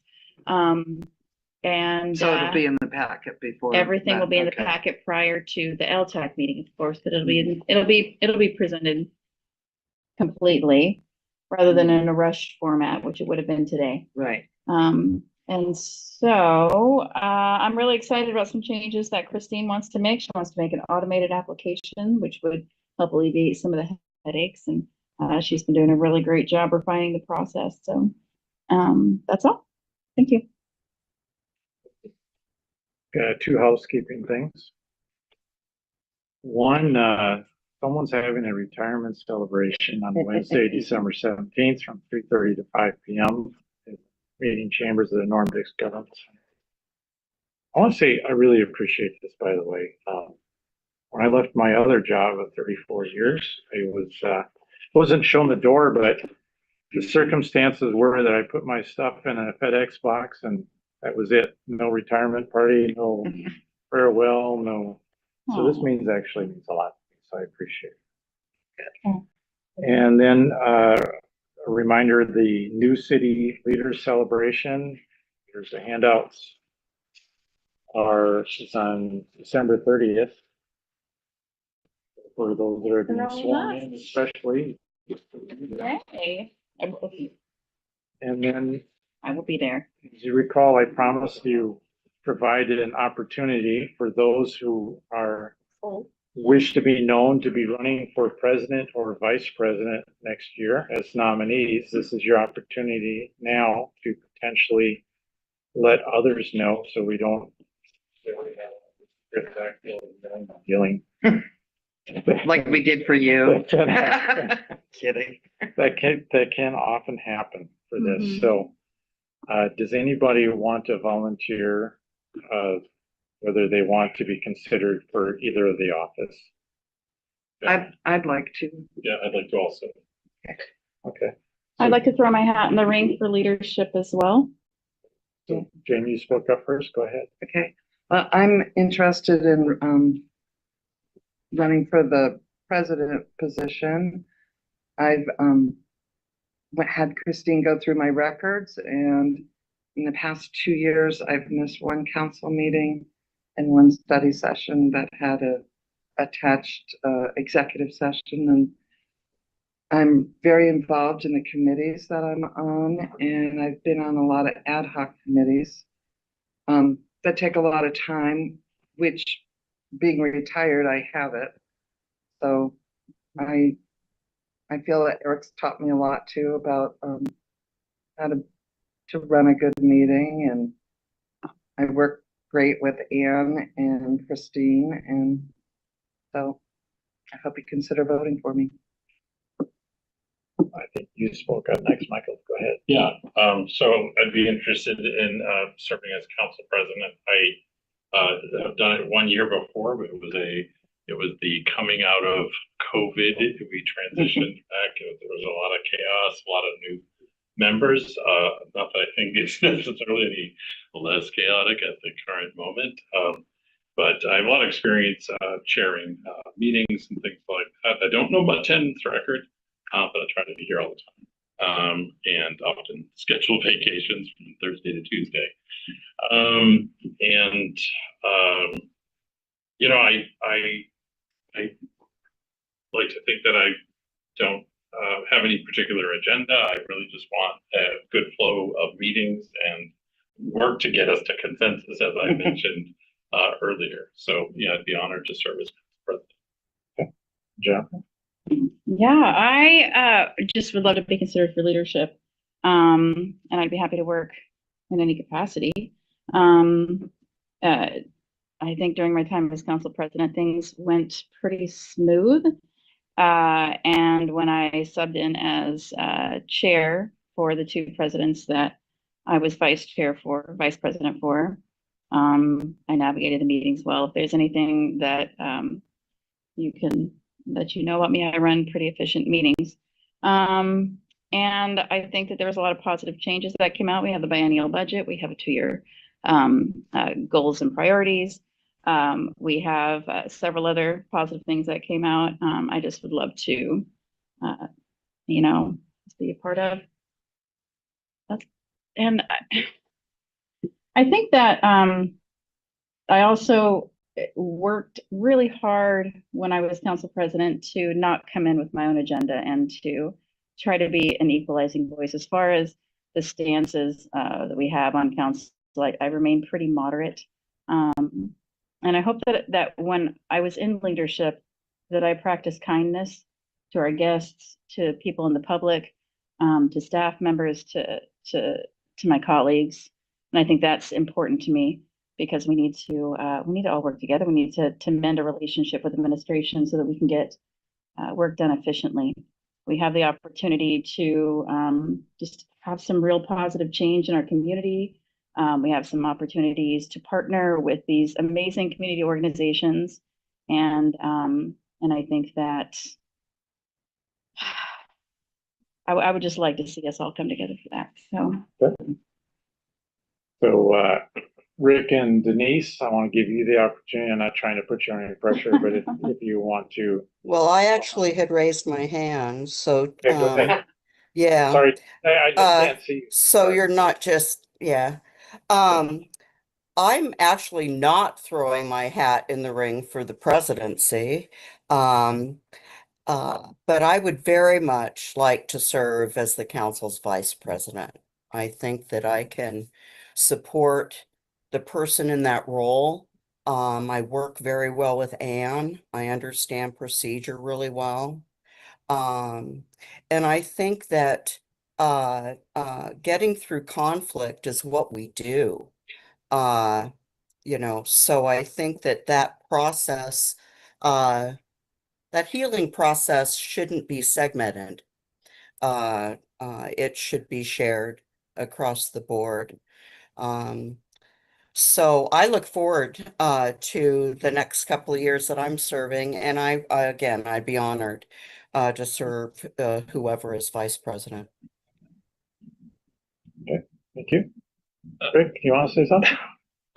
It's probably pretty presumptive to throw my hat in the ring. Certainly for vice president, but I have served as a chair, vice chair, and planning commission for most of the past 10 years, so I do have understanding of how to run a meeting and to work within the parameters of Robert's rules and so forth. I also believe I bring a very strong relationship with Mayor Wheeler. I worked with him collaboratively with the Navy since he was elected, frankly. And then I also have a strong relationship with other area leaders, mayors, elected officials, the United States Navy, the Suquamish tribe. And one of my strengths when I worked with the Navy was the collaboration, not only within the Navy itself, but within the community to bring what you see down there to fruition, the parks. That's all Navy land, the Harborside, the museum, those sorts of things for the culmination of the mayor at the time, congressional delegation, the Suquamish tribe, and the Navy in the next, even not this time, but in the future, the Navy's got to be an important part of the future of this city. And so therefore having that relationship, I think is important, whether it's in a leadership job or whether it's in some of the committees that you might assign me to. So there you go. Thank you. Right now, the last thing tonight is our executive session. We meet for 30 minutes to discuss legal risks or proposed action as allowed under RCW 42.30.110, parentheses 1, parentheses I. Please note no action is anticipated, and then after that, we'll reconvene to adjourn the study session. So we are now breaking for executive session. Before we sign off, Denise, do you have, because we won't be using this code. No, I was gonna call her. Okay, Denise, Kylie's gonna call you. So now I'm gonna go ahead and shut this down, but not end the meeting. I'm just gonna go hit video.